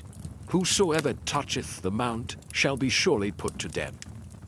There shall not an hand touch it, but he shall surely be stoned, or shut through. Whether it be beast or man, it shall not live. Where the trumpet soundeth long, they shall come up to the mount. And Moses went down from the mount unto the people, and sanctified the people, and they washed their clothes. And he said unto the people, Be ready against the 3rd day. Come not at your wives. And it came to pass on the 3rd day in the morning, that there were thunders and lightnings, and a thick cloud upon the mount, and the voice of the trumpet exceeding loud, so that all the people that was in the camp trembled. And Moses brought forth the people out of the camp to meet with God, and they stood at the nether part of the mount. And Mount Sinai was altogether on a smoke, because the Lord descended upon it in fire, and the smoke thereof ascended as the smoke of a furnace, and the whole mount quaked greatly. And when the voice of the trumpet sounded long, and waxed louder and louder, Moses spake, and God answered him by a voice. And the Lord came down upon Mount Sinai, on the top of the mount, and the Lord called Moses up to the top of the mount, and Moses went up. And the Lord said unto Moses, Go down, charge the people, lest they break through unto the Lord to gaze, and many of them perish. And let the priests also, which come near to the Lord, sanctify themselves, lest the Lord break forth upon them. And Moses said unto the Lord, The people cannot come up to Mount Sinai, for thou chargest us, saying, Set bounds about the mount, and sanctify it. And the Lord said unto him, Away, get thee down, and thou shalt come up, thou and Aaron with thee. But let not the priests and the people break through to come up unto the Lord, lest he break forth upon them. So Moses went down unto the people, and spake unto them. Chapter 20. And God spake all these words, saying, I am the Lord thy God, which have brought thee out of the land of Egypt, out of the house of bondage. Thou shalt have no other gods before me. Thou shalt not make unto thee any graven image, or any likeness of anything that is in heaven above, or that is in the earth beneath, or that is in the water under the earth. Thou shalt not bow down thyself to them, nor serve them. For I, the Lord thy God, am a jealous God, visiting the iniquity of the fathers upon the children unto the third and fourth generation of them that hate me, and showing mercy unto thousands of them that love me, and keep my commandments. Thou shalt not take the name of the Lord thy God in vain, for the Lord will not hold him guiltless that taketh his name in vain. Remember the Sabbath day, to keep it holy. 6 days shalt thou labor, and do all thy work. But the 7th day is the Sabbath of the Lord thy God. In it thou shalt not do any work, thou, nor thy son, nor thy daughter, thy manservant, nor thy maidservant, nor thy cattle, nor thy stranger that is within thy gates. For in 6 days the Lord made heaven and earth, the sea, and all that in them is, and rested the 7th day. Wherefore the Lord blessed the Sabbath day, and hallowed it. Honor thy father and thy mother, that thy days may be long upon the land which the Lord thy God giveth thee. Thou shalt not kill. Thou shalt not commit adultery. Thou shalt not steal. Thou shalt not bear false witness against thy neighbor. Thou shalt not covet thy neighbor's house. Thou shalt not covet thy neighbor's wife, nor his manservant, nor his maidservant, nor his ox, nor his ass, nor anything that is thy neighbor's. And all the people saw the thunderings, and the lightnings, and the noise of the trumpet, and the mountain smoking. And when the people saw it, they removed, and stood afar off. And they said unto Moses, Speak thou with us, and we will hear. But let not God speak with us, lest we die. And Moses said unto the people, Fear not, for God is come to prove you, and that his fear may be before your faces, that ye sin not. And the people stood afar off, and Moses drew near unto the thick darkness where God was. And the Lord said unto Moses, Thus thou shalt say unto the children of Israel, Ye have seen that I have talked with you from heaven. Ye shall not make with me gods of silver, neither shall ye make unto you gods of gold. An altar of earth thou shalt make unto me, and shalt sacrifice thereon thy burnt offerings, and thy peace offerings, thy sheep and thine oxen. In all places where I record my name, I will come unto thee, and I will bless thee. And if thou wilt make me an altar of stone, thou shalt not build it of hewn stone. For if thou lift up thy tool upon it, thou hast polluted it.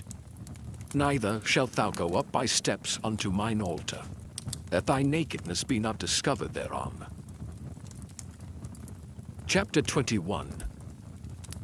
Now these are the judgments which thou shalt set before them. If thou buy an Hebrew servant, 6 years he shall serve, and in the 7th he shall go out free for nothing. If he came in by himself, he shall go out by himself. If he were married, then his wife shall go out with him. If his master have given him a wife, and she have borne him sons or daughters, the wife and her children shall be her master's, and he shall go out by himself. And if the servant shall plainly say, I love my master, my wife, and my children, I will not go out free, then his master shall bring him unto the judges. He shall also bring him to the door, or unto the door post, and his master shall bore his ear through with an awl, and he shall serve him forever. And if a man sell his daughter to be a maidservant, she shall not go out as the men servants do. If she please not her master, who hath betrothed her to himself, then shall he let her be redeemed. To sell her unto a strange nation he shall have no power, seeing he hath dealt deceitfully with her. And if he have betrothed her unto his son, he shall deal with her after the manner of daughters. If he take him another wife, her food, her raiment, and her duty of marriage shall he not diminish. And if he do not these three unto her, then shall she go out free without money. He that smiteth a man, so that he die, shall be surely put to death. And if a man lie not in wait, but God deliver him into his hand, then I will appoint thee a place whither he shall flee. But if a man come presumptuously upon his neighbor to slay him with guile, thou shalt take him from mine altar, that he may die. And he that smiteth his father or his mother shall be surely put to death. And he that stealeth a man and selleth him, or if he be found in his hand, he shall surely be put to death. And he that curseth his father or his mother shall surely be put to death. And if men strive together, and one smite another with a stone, or with his fist, and he die not, but keepeth his bed, if he rise again, and walk abroad upon a staff, then shall he that smote him be quit. Only he shall pay for the loss of his time, and shall cause him to be thoroughly healed. And if a man smite his servant, or his maid with a rod, and he die under his hand, he shall be surely punished. Notwithstanding, if he continue a day or two, he shall not be punished, for he is his money.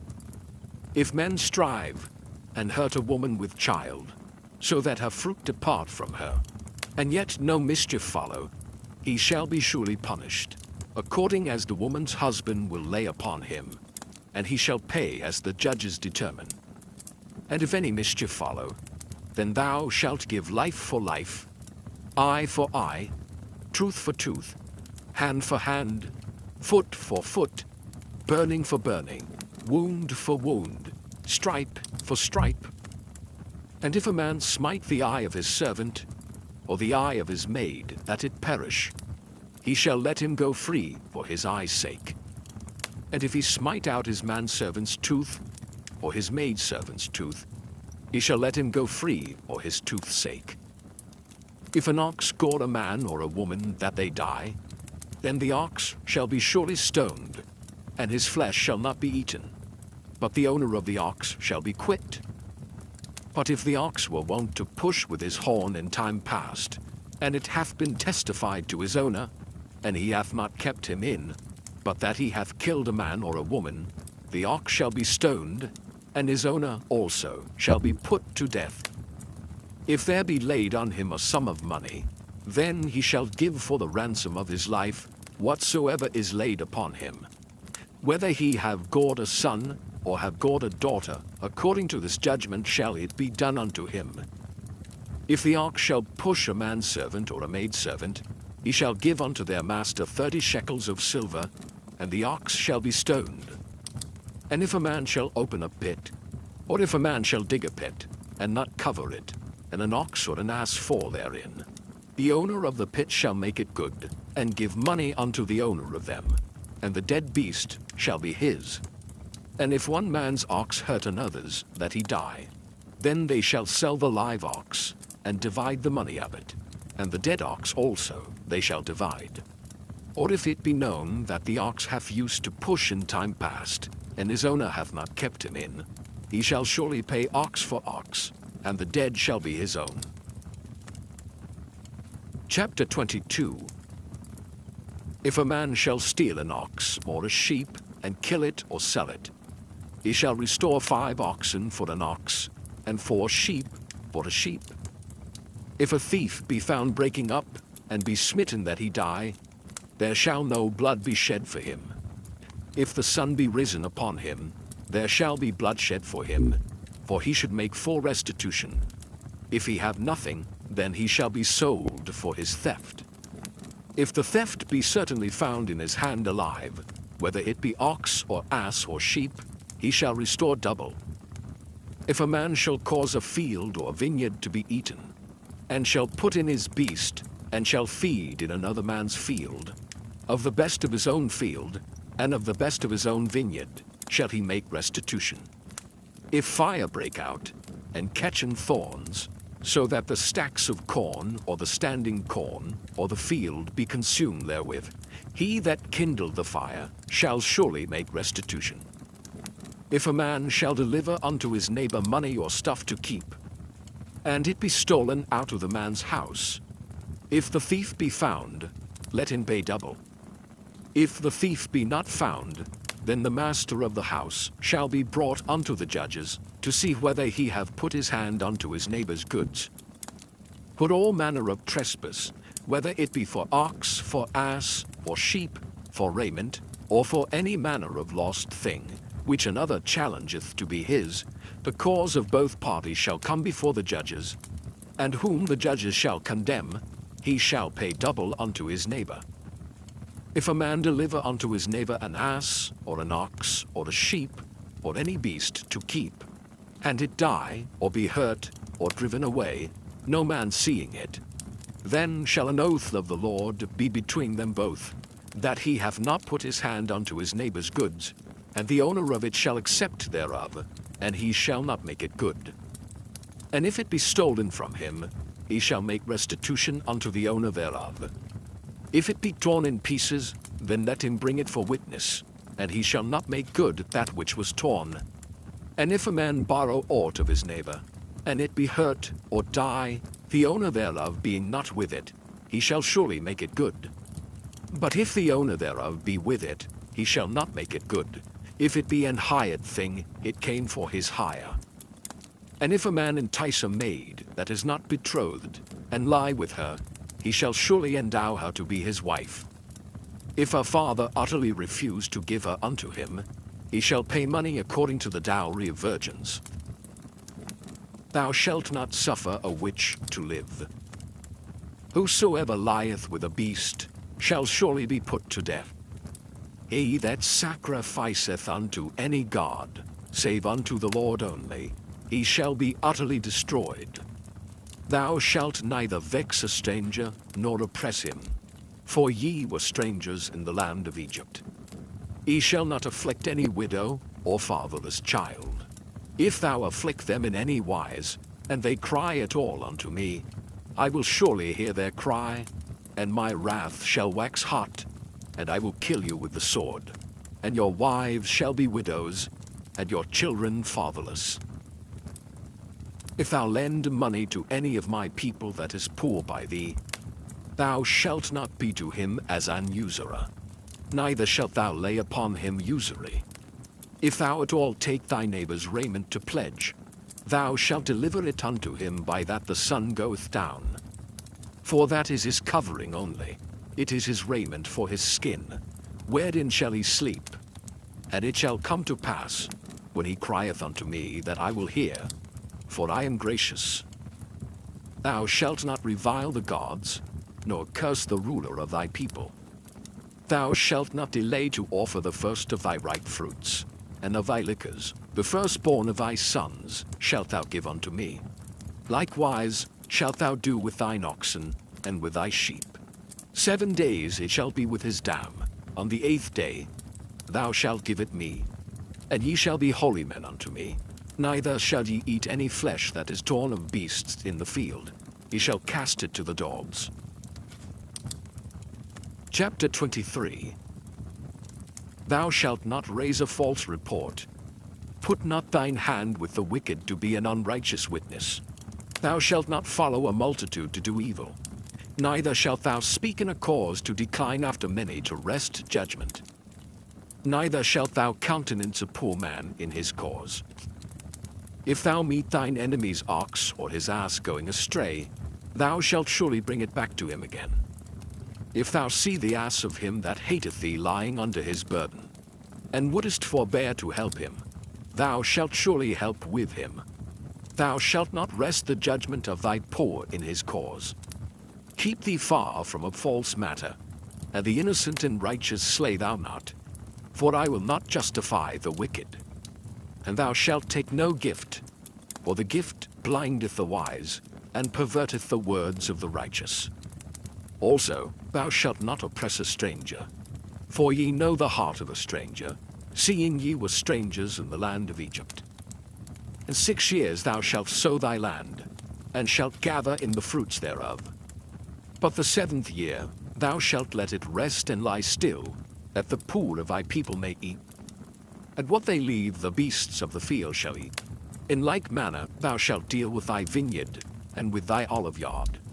6 days thou shalt do thy work, and on the 7th day thou shalt rest, that thine ox and thine ass may rest, and the son of thy handmaid, and the stranger may be refreshed.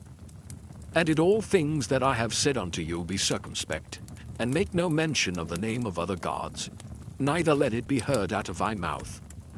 3 times thou shalt keep a feast unto me in the year.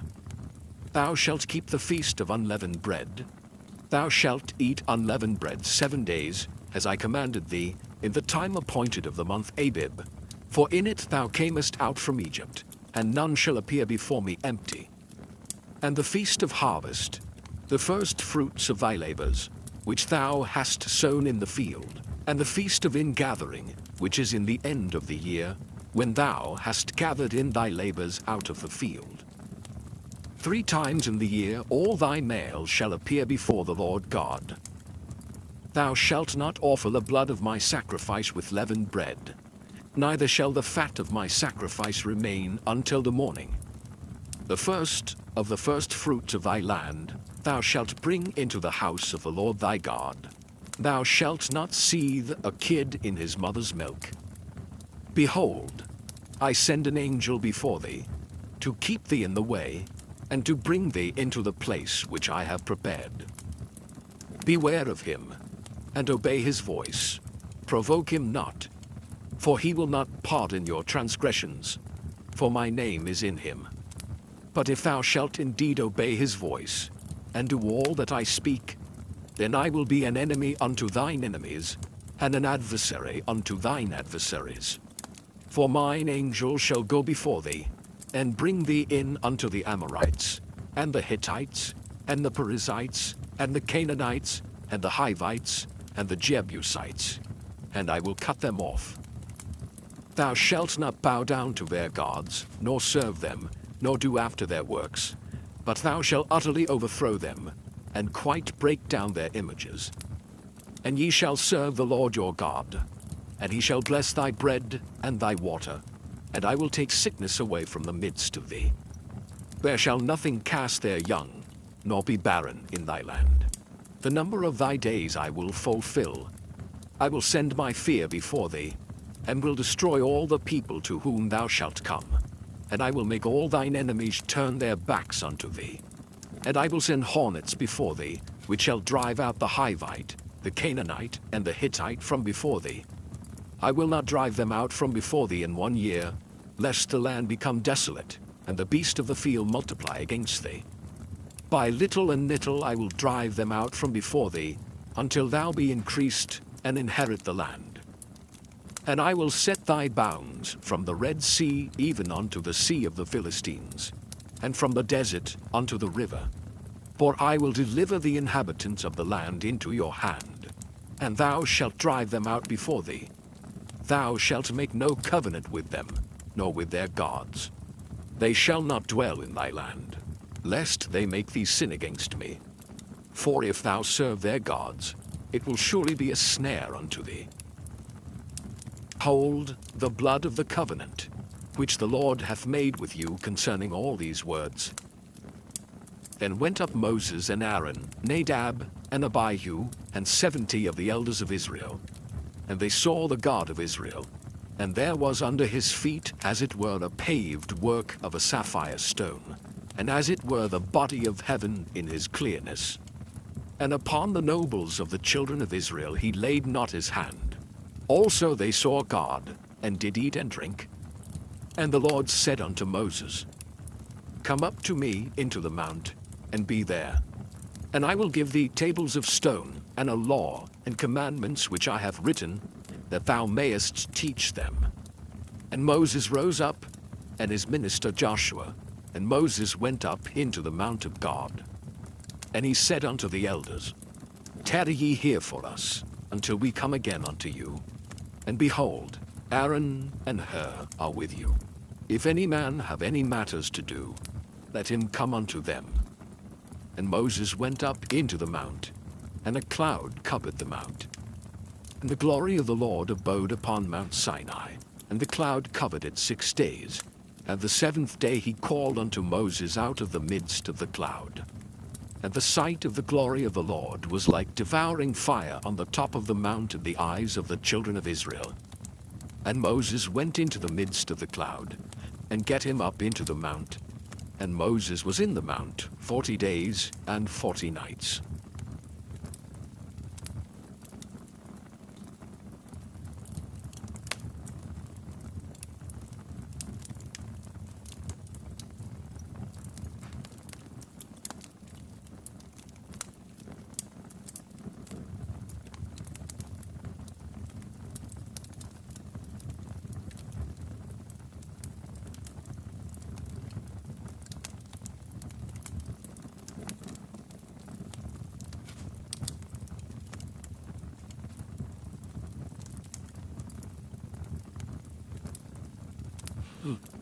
Chapter 25.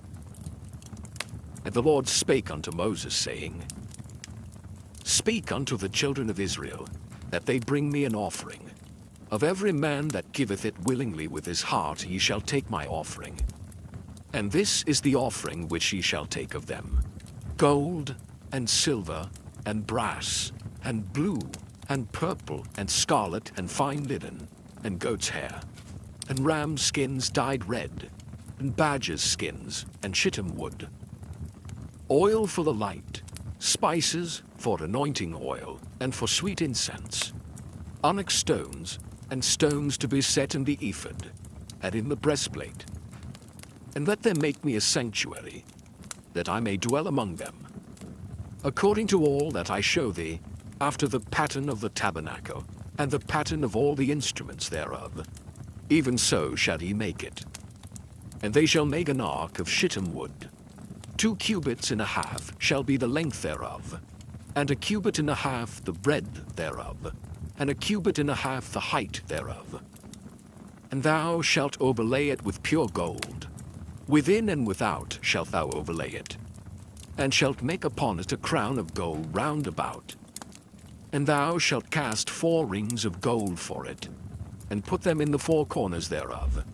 And 2 rings shall be in the one side of it, and 2 rings in the other side of it. And thou shalt make staves of shittim wood, and overlay them with gold. And thou shalt put the staves into the rings by the sides of the ark, that the ark may be borne with them. The staves shall be in the rings of the ark, they shall not be taken from it. And thou shalt put into the ark the testimony which I shall give thee. And thou shalt make a mercy seat of pure gold. 2 cubits and a half shall be the length thereof, and 1 cubit and a half the breadth thereof. And thou shalt make 2 cherubims of gold. Of beaten work shalt thou make them, in the 2 ends of the mercy seat. And make 1 cherub on the one end, and the other cherub on the other end. Even of the mercy seat shall ye make the cherubims on the 2 ends thereof. And the cherubim shall stretch forth their wings on high, covering the mercy seat with their wings. And their faces shall look one to another. Toward the mercy seat shall the faces of the cherubims be. And thou shalt put the mercy seat above upon the ark. And in the ark thou shalt put the testimony that I shall give thee. And there I will meet with thee, and I will commune with thee from above the mercy seat, from between the 2 cherubims which are upon the ark of the testimony, of all things which I will give thee in commandment unto the children of Israel. Thou shalt also make a table of shittim wood. 2 cubits shall be the length thereof, and 1 cubit the breadth thereof, and 1 cubit and a half the height thereof. And thou shalt overlay it with pure gold, and make thereto a crown of gold round about. And thou shalt make unto it a border of an handbreadth round about. And thou shalt make a golden crown to the border thereof round about. And thou shalt make for it 4 rings of gold, and put the rings in the 4 corners that are on the 4 feet thereof. Over against the border shall the rings be for places of the staves to bear the table. And thou shalt make the staves of shittim wood, and overlay them with gold, that the table may be borne with them. And thou shalt make the dishes thereof, and spoons thereof, and covers thereof, and bowls thereof, to cover withal. Of pure gold shalt thou make them.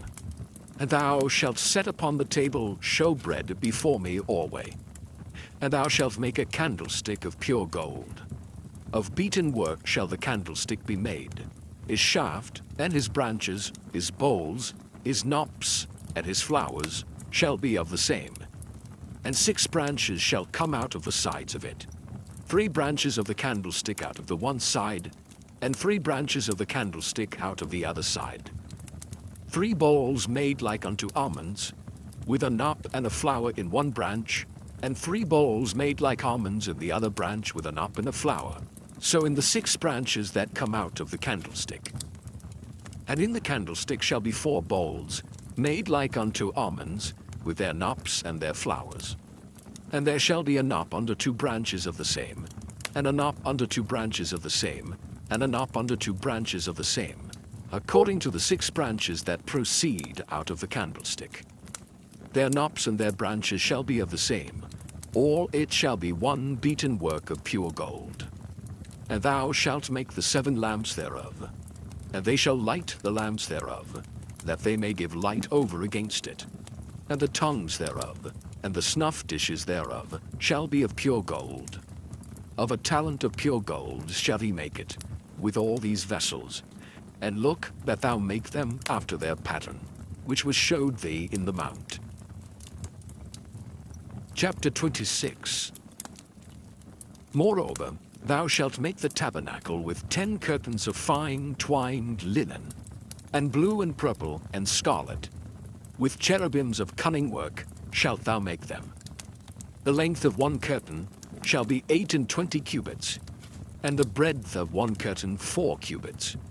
And every one of the curtains shall have one measure. The 5 curtains shall be coupled together one to another, and other 5 curtains shall be coupled one to another. And thou shalt make loops of blue upon the edge of the one curtain from the selvage in the coupling. And likewise shalt thou make in the uttermost edge of another curtain in the coupling of the second. 50 loops shalt thou make in the one curtain, and 50 loops shalt thou make in the edge of the curtain that is in the coupling of the second, that the loops may take hold one of another. And thou shalt make 50 taches of gold, and couple the curtains together with the taches, and it shall be one tabernacle. And thou shalt make curtains of goat's hair to be a covering upon the tabernacle. 11 curtains shalt thou make. The length of one curtain shall be 30 cubits, and the breadth of one curtain 4 cubits. And the 11 curtains shall be all of one measure. And thou shalt couple 5 curtains by themselves, and 6 curtains by themselves, and shalt double the 6th curtain in the forefront of the tabernacle. And thou shalt make 50 loops on the edge of the one curtain that is outmost in the coupling, and 50 loops in the edge of the curtain which coupleth the second. And thou shalt make 50 taches of brass, and put the taches into the loops, and couple the tent together, that it may be one. And the remnant that remaineth of the curtains of the tent, the half curtain that remaineth, shall hang over the back side of the tabernacle, and a cubit on the one side, and a cubit on the other side of that which remaineth in the length of the curtains of the tent. It shall hang over the sides of the tabernacle on this side and on that side to cover it. And thou shalt make a covering for the tent of ram skins, dyed red, and a covering above of badgers' skins. And thou shalt make boards for the tabernacle of shittim wood standing up. 10 cubits shall be the length of a board, and a cubit and a half shall be the breadth of one board. 2 tenons shall there be in one board, set in order one against another. Thus shalt thou make for all the boards of the tabernacle. And thou shalt make the boards for the tabernacle, 20 boards on the south side southward. And thou shalt make 40 sockets of silver under the 20 boards, 2 sockets under one board for his 2 tenons, and 2 sockets under another board for his 2 tenons. And for the second side of the tabernacle on the north side there shall be 20 boards, and there 40 sockets of silver, 2 sockets under one board, and 2 sockets under another board. And for the sides of the tabernacle westward thou shalt make 6 boards, and 2 boards shalt thou make for the corners of the tabernacle in the 2 sides. And they shall be coupled together beneath, and they shall be coupled together above the head of it unto one ring. Thus shall it be for them both. They shall be for the 2 corners. And they shall be 8 boards, and their sockets of silver, 16 sockets, 2 sockets under one board, and 2 sockets under another board. And thou shalt make bars of shittim wood, 5 for the boards of the one side of the tabernacle, and 5 bars for the boards of the other side of the tabernacle, and 5 bars for the boards of the side of the tabernacle, for the 2 sides westward. And the middle bar in the midst of the boards shall reach from end to end. And thou shalt overlay the boards with gold, and make their rings of gold for places for the bars. And thou shalt overlay the bars with gold. And thou shalt rear up the tabernacle according to the fashion thereof, which was showed thee in the mount. And thou shalt make a veil of blue, and purple, and scarlet, and fine twined linen of cunning work. With cherubim shall it be made. And thou shalt hang it upon 4 pillars of shittim wood overlaid with gold. Their hooks shall be of gold, upon the 4 sockets of silver. And thou shalt hang up the veil under the taches, that thou mayest bring in thither within the veil the ark of the testimony. And the veil shall divide unto you between the holy place and the most holy. And thou shalt put the mercy seat upon the ark of the testimony, in the most holy place. And thou shalt set the table without the veil, and the candlestick over against the table on the side of the tabernacle toward the south. And thou shalt put the table on the north side. And thou shalt make an hanging for the door of the tent, of blue and purple and scarlet, and fine twined linen, wrought with needlework. And thou shalt make for the hanging 5 pillars of shittim wood, and overlay them with gold, and their hooks shall be of gold. And thou shalt cast 5 sockets of brass for them. The 2 sides of the altar to bear it. Hollow with boards shalt thou make it, as it was showed thee in the mount. So shall they make it. And thou shalt make the court of the tabernacle. For the south side southward there shall be hangings for the court of fine twined linen, of 100 cubits long for one side. And the 20 pillars thereof, and their 20 sockets shall be of brass. The hooks of the pillars and their fillets shall be of silver. And likewise for the north side in length there shall be hangings of 100 cubits long, and his 20 pillars and their 20 sockets of brass, the hooks of the pillars and their fillets of silver. And for the breadth of the court on the west side shall be hangings of 50 cubits, their pillars 10, and their sockets 10. And the breadth of the court on the east side eastward shall be 50 cubits. The hangings of one side of the gate shall be 15 cubits, their pillars 3, and their sockets 3. And on the other side shall be hangings 15 cubits, their pillars 3, and their sockets 3. And for the gate of the court shall be an hanging of 20 cubits of blue, and purple, and scarlet, and fine twined linen, wrought with needlework, and their pillars shall be 4, and their sockets 4. All the pillars round about the court shall be filleted with silver. Their hooks shall be of silver, and their sockets of brass. The length of the court shall be 100 cubits, and the breadth 50 everywhere, and the height 5 cubits of fine twined linen, and their sockets of brass. All the vessels of the tabernacle, in all the service thereof, and all the pins thereof, and all the pins of the court, shall be of brass. And thou shalt command the children of Israel, that they bring thee pure olive beaten for the light, to cause the lamp to burn always. in the tabernacle of the congregation without the veil, which is before the testimony. Aaron and his sons shall order it from evening to morning before the Lord. It shall be a statute forever unto their generations on the behalf of the children of Israel.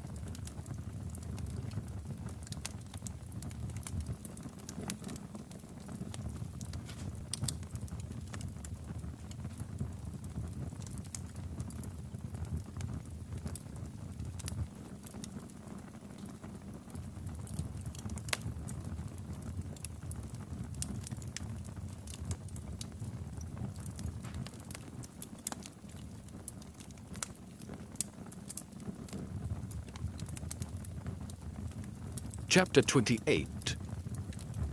And take thou unto thee Aaron thy brother, and his sons with him, from among the children of Israel, that he may minister unto me in the priest's office, even Aaron, Nadab, and Abihu, Eleazar, and Ithamar, Aaron's sons. And thou shalt make holy garments for Aaron thy brother, for glory and for beauty. And thou shalt speak unto all that are wise-hearted, whom I have filled with the spirit of wisdom, that they may make Aaron's garments to consecrate him, that he may minister unto me in the priest's office.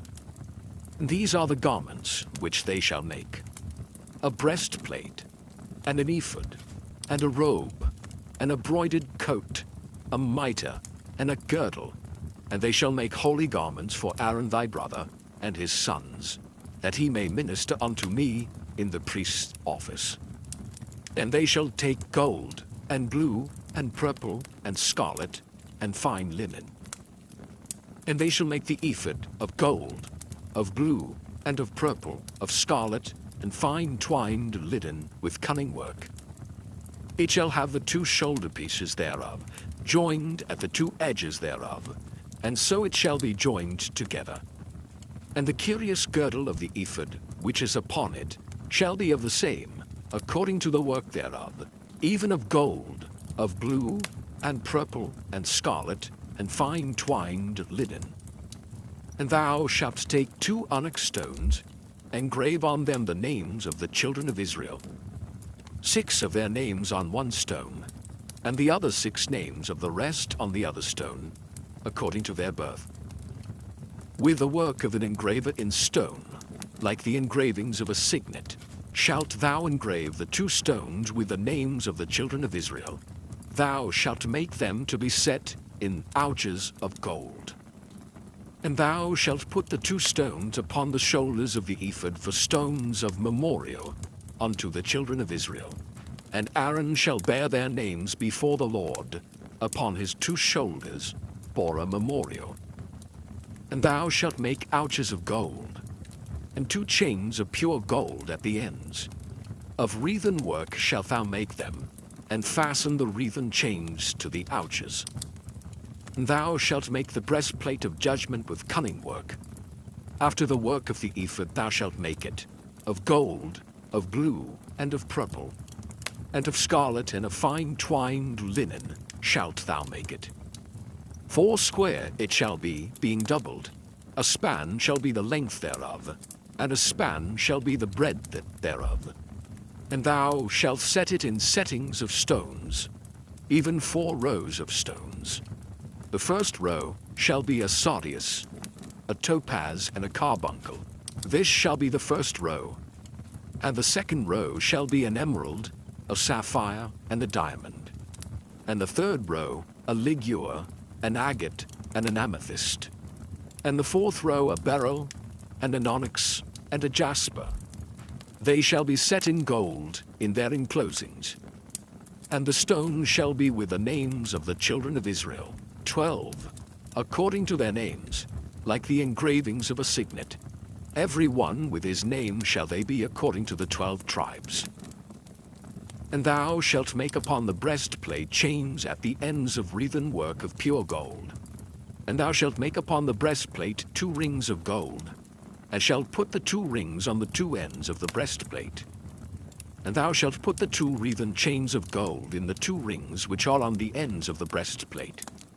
And the other 2 ends of the 2 wreathen chains thou shalt fasten in the 2 ouches, and put them on the shoulder pieces of the ephod before it. And thou shalt make 2 rings of gold. And thou shalt put them upon the 2 ends of the breastplate in the border thereof, which is in the side of the ephod inward. And 2 other rings of gold thou shalt make, and shalt put them on the 2 sides of the ephod underneath, toward the forepart thereof, over against the other coupling thereof, above the curious girdle of the ephod. And they shall bind the breastplate by the rings thereof unto the rings of the ephod with a lace of blue, that it may be above the curious girdle of the ephod, and that the breastplate be not loosed from the ephod. And Aaron shall bear the names of the children of Israel in the breastplate of judgment upon his heart, when he goeth in unto the holy place, for a memorial before the Lord continually. And thou shalt put in the breastplate of judgment the Urim and the Thummim, and they shall be upon Aaron's heart when he goeth in before the Lord.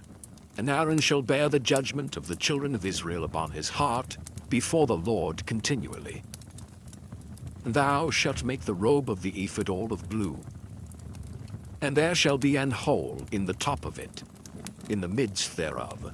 It shall have a binding of woven work round about the whole of it, as it were the hole of an habergeon, that it be not rent.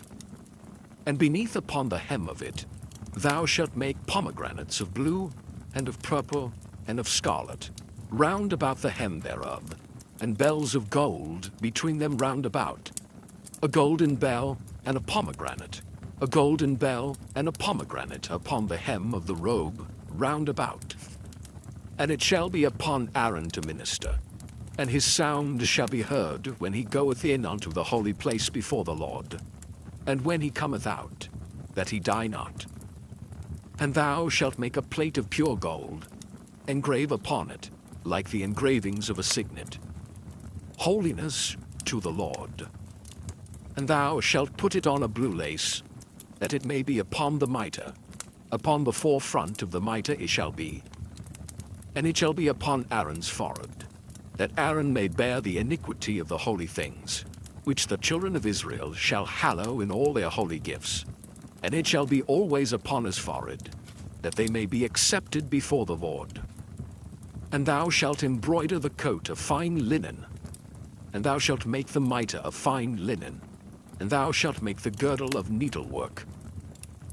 And for Aaron's sons thou shalt make coats, and thou shalt make for them girdles, and bonnets shalt thou make for them, for glory and for beauty. And thou shalt put them upon Aaron thy brother, and his sons with him, and shalt anoint them, and consecrate them, and sanctify them, that they may minister unto me in the priest's office. And thou shalt make them linen breeches to cover their nakedness. From the loins even unto the thighs they shall reach.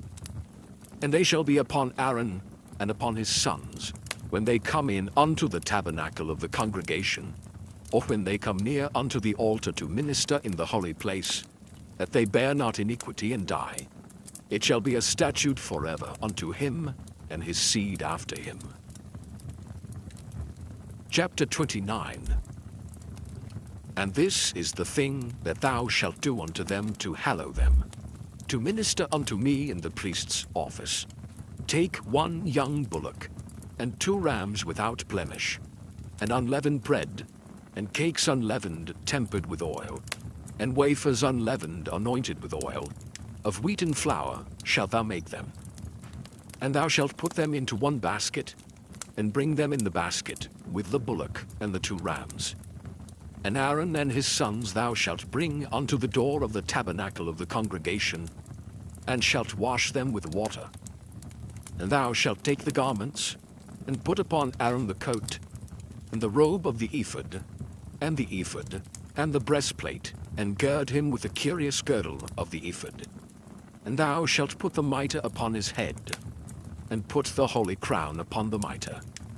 Then shalt thou take the anointing oil, and pour it upon his head, and anoint him. And thou shalt bring his sons, and put coats upon them. And thou shalt gird them with girdles, Aaron and his sons, and put the bonnets on them, and the priest's office shall be theirs for a perpetual statute. And thou shalt consecrate Aaron and his sons. And thou shalt cause a bullock to be brought before the tabernacle of the congregation. And Aaron and his sons shall put their hands upon the head of the bullock. And thou shalt kill the bullock before the Lord, by the door of the tabernacle of the congregation.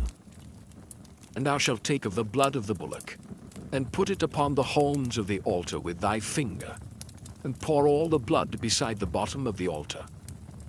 And thou shalt take all the fat that covereth the inwards, and the caul that is above the liver, and the 2 kidneys, and the fat that is upon them, and burn them upon the altar. But the flesh of the bullock, and his skin, and his dung, shalt thou burn with fire without the camp. It is a sin offering. Thou shalt also take 1 ram, and Aaron and his sons shall put their hands upon the head of the ram. And thou shalt slay the ram, and thou shalt take his blood, and sprinkle it round about upon the altar.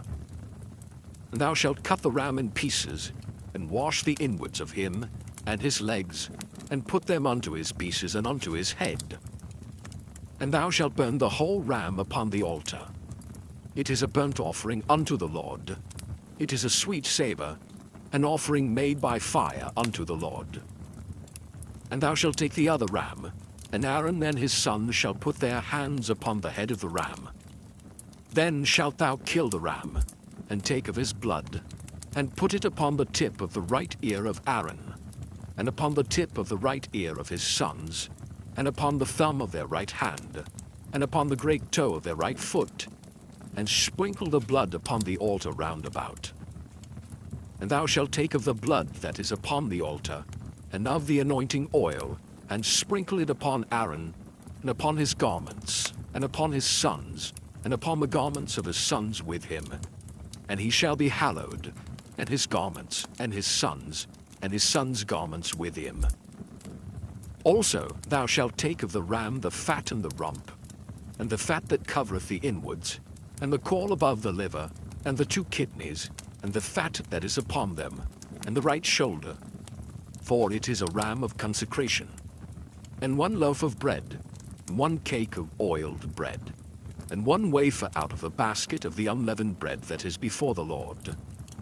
And thou shalt put all in the hands of Aaron, and in the hands of his sons, and shalt wave them for a wave offering before the Lord. And thou shalt receive them of their hands, and burn them upon the altar for a burnt offering, for a sweet savour before the Lord. It is an offering made by fire unto the Lord. And thou shalt take the breast of the ram of Aaron's consecration, and wave it for a wave offering before the Lord, and it shall be thy part. And thou shalt sanctify the breast of the wave offering, and the shoulder of the heave offering, which is waved, and which is heaved up, of the ram of the consecration, even of that which is for Aaron, and of that which is for his sons. And it shall be Aaron's and his sons by a statute forever from the children of Israel. For it is an heave offering, and it shall be an heave offering from the children of Israel of the sacrifice of their peace offerings, even their heave offering unto the Lord. And the holy garments of Aaron shall be his sons after him, to be anointed therein, and to be consecrated in them. And that son that is priest in his stead shall put them on 7 days, when he cometh into the tabernacle of the congregation to minister in the holy place. And thou shalt take the ram of the consecration, and seethe his flesh in the holy place. And Aaron and his sons shall eat the flesh of the ram, and the bread that is in the basket, by the door of the tabernacle of the congregation. And they shall eat those things wherewith the atonement was made, to consecrate and to sanctify them. But a stranger shall not eat thereof, because they are holy. And if aught of the flesh of the consecrations or of the bread remain unto the morning, then thou shalt burn the remainder with fire. It shall not be eaten, because it is holy. And thus shalt thou do unto Aaron and to his sons, according to all things which I have commanded thee. 7 days shalt thou consecrate them. And thou shalt offer every day a bullock for a sin offering for atonement. And thou shalt cleanse the altar, when thou hast made an atonement for it. and thou shalt anoint it, to sanctify it. 7 days thou shalt make an atonement for the altar, and sanctify it. And it shall be an altar most holy. Whatsoever toucheth the altar shall be holy. Now this is that which thou shalt offer upon the altar: 2 lambs of the first year, day by day continually. The one lamb thou shalt offer in the morning, the other lamb thou shalt offer at even. And with the one lamb, a 10th deal of flour mingled with the 4th part of an hin of beaten oil, and the 4th part of an hin of wine for a drink offering. And the other lamb thou shalt offer at even, and shalt do thereto according to the meat offering of the morning, and according to the drink offering thereof, for a sweet savour, an offering made by fire unto the Lord. This shall be a continual burnt offerings throughout your generations at the door of the tabernacle of the congregation before the Lord, where I will meet you, to speak there unto thee. And there I will meet with the children of Israel, and the tabernacles shall be sanctified by my glory. And I will sanctify the tabernacle of the congregation and the altar. I will sanctify also both Aaron and his sons, to minister to me in the priest's office. And I will dwell among the children of Israel, and will be their God. And they shall know that I am the Lord their God, that brought them forth out of the land of Egypt, that I may dwell among them. I am the Lord their God. Chapter 30. And thou shalt make an altar to burn incense upon. Of shittim wood shalt thou make it. A cubit shall be the length thereof, and a cubit the breadth thereof. 4 square shall it be, and 2 cubits shall be the height thereof. The horns thereof shall be of the same. Thou shalt overlay it with pure gold, the top thereof, and the sides thereof round about, and the horns thereof. And thou shalt make unto it a crown of gold round about. And 2 golden rings shalt thou make to it under the crown of it, by the 2 corners thereof. Upon the 2 sides of it shalt thou make it, and they shall be for places for the staves to bear it withal. Thou shalt make the staves of shittim wood, and overlay them with gold. And thou shalt put it before the veil that is by the ark of the testimony, before the mercy seat that is over the testimony, where I will meet with thee. And Aaron shall burn thereon sweet incense every morning. When he dresseth the lamps, he shall burn incense upon it. And when Aaron lighteth the lamps at even, he shall burn incense upon it, a perpetual incense before the Lord throughout your generations. Ye shall offer no strange incense thereon, nor burnt sacrifice, nor meat offering, neither shall ye pour drink offering thereon. And Aaron shall make an atonement upon the horns of it once in a year, with the blood of the sin offering of atonements. Once in the year shall he make atonement upon it throughout your generations. It is most holy unto the Lord. And the Lord spake unto Moses, saying, When thou takest the sum of the children of Israel after their number, then shall they give every man a ransom for his soul unto the Lord, when thou numberest them, that there be no plague among them, when thou numberest them. This they shall give, every one that passeth among them that are numbered, half a shekel after the shekel of the sanctuary. A shekel is 20 gerahs, and half shekel shall be the offering of the Lord. Every one that passeth among them that are numbered, from 20 years old and above, shall give an offering unto the Lord. The rich shall not give more, and the poor shall not give less than half a shekel, when they give an offering unto the Lord, to make an atonement for your souls. And thou shalt take the atonement money of the children of Israel, and shalt appoint it for the service of the tabernacle of the congregation, that it may be a memorial unto the children of Israel before the Lord, to make an atonement for your souls. And the Lord spake unto Moses, saying, Thou shalt also make a laver of brass, and his foot also of brass to wash withal. Thou shalt put it between the tabernacle of the congregation and the altar, and thou shalt put water therein. For Aaron and his sons shall wash their hands and their feet thereat. When they go into the tabernacle of the congregation, they shall wash with water, that they die not. Or when they come near to the altar to minister, to burn offering made by fire unto the Lord. So they shall wash their hands of their feet, that they die not. And it shall be a statute forever to them, even to him and to his seed throughout their generations. Moreover, the Lord spake unto Moses, saying, Take thou also unto thee principal spices, of pure myrrh 500 shekels, and of sweet cinnamon half so much, even 250 shekels, and of sweet calamus 250 shekels, and of cassia 500 shekels, after the shekel of the sanctuary, and of oil olive and hin. And thou shalt make it an oil of holy ointment, an ointment compound after the art of the apothecary. It shall be an holy anointing oil. And thou shalt anoint the tabernacle of the congregation therewith, and the ark of the testimony, and the table and all his vessels, and the candlestick and his vessels, and the altar of incense, and the altar of burnt offering with all his vessels, and the laver and his foot. And thou shalt sanctify them, that they may be most holy. Whatsoever toucheth them shall be holy. And thou shalt anoint Aaron and his sons, and consecrate them, that they may minister unto me in the priest's office. And thou shalt speak unto the children of Israel, saying, This shall be an holy anointing oil unto me throughout your generations. Upon man's flesh shall it not be poured, neither shall ye make any other like it, after the composition of it. It is holy, and it shall be holy unto you.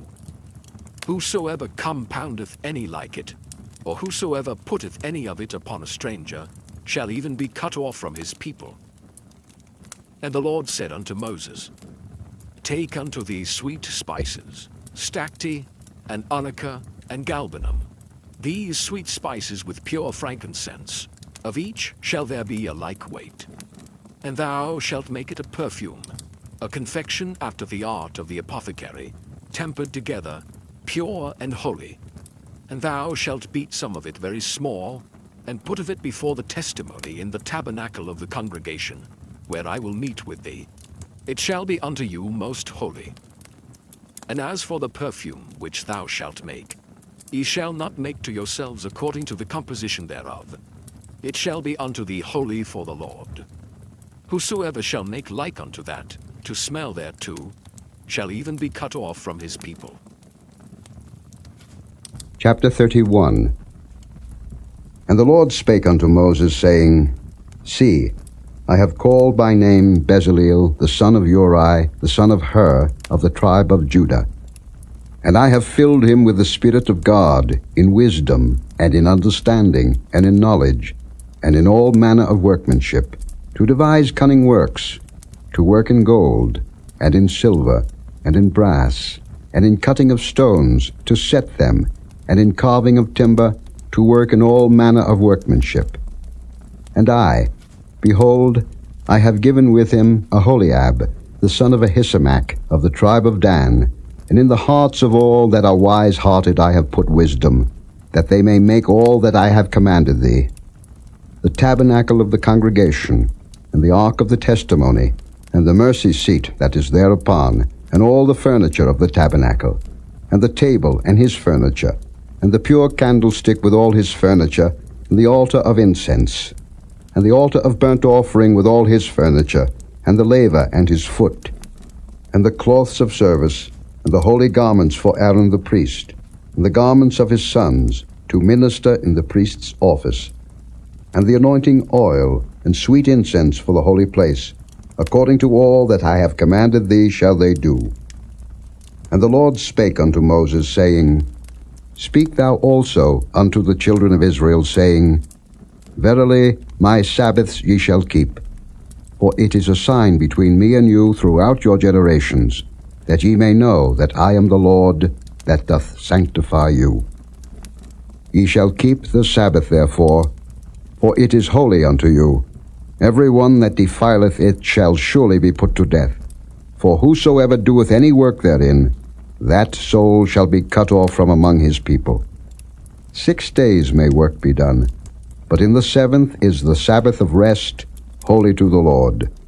Whosoever doeth any work in the Sabbath day, he shall surely be put to death.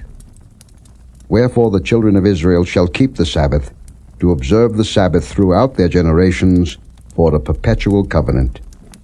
It is a sign between me and the children of Israel forever. For in 6 days the Lord made heaven and earth, and on the 7th day he rested, and was refreshed. And he gave unto Moses, when he had made an end of communing with him upon Mount Sinai, 2 tables of testimony, tables of stone, written with the finger of God,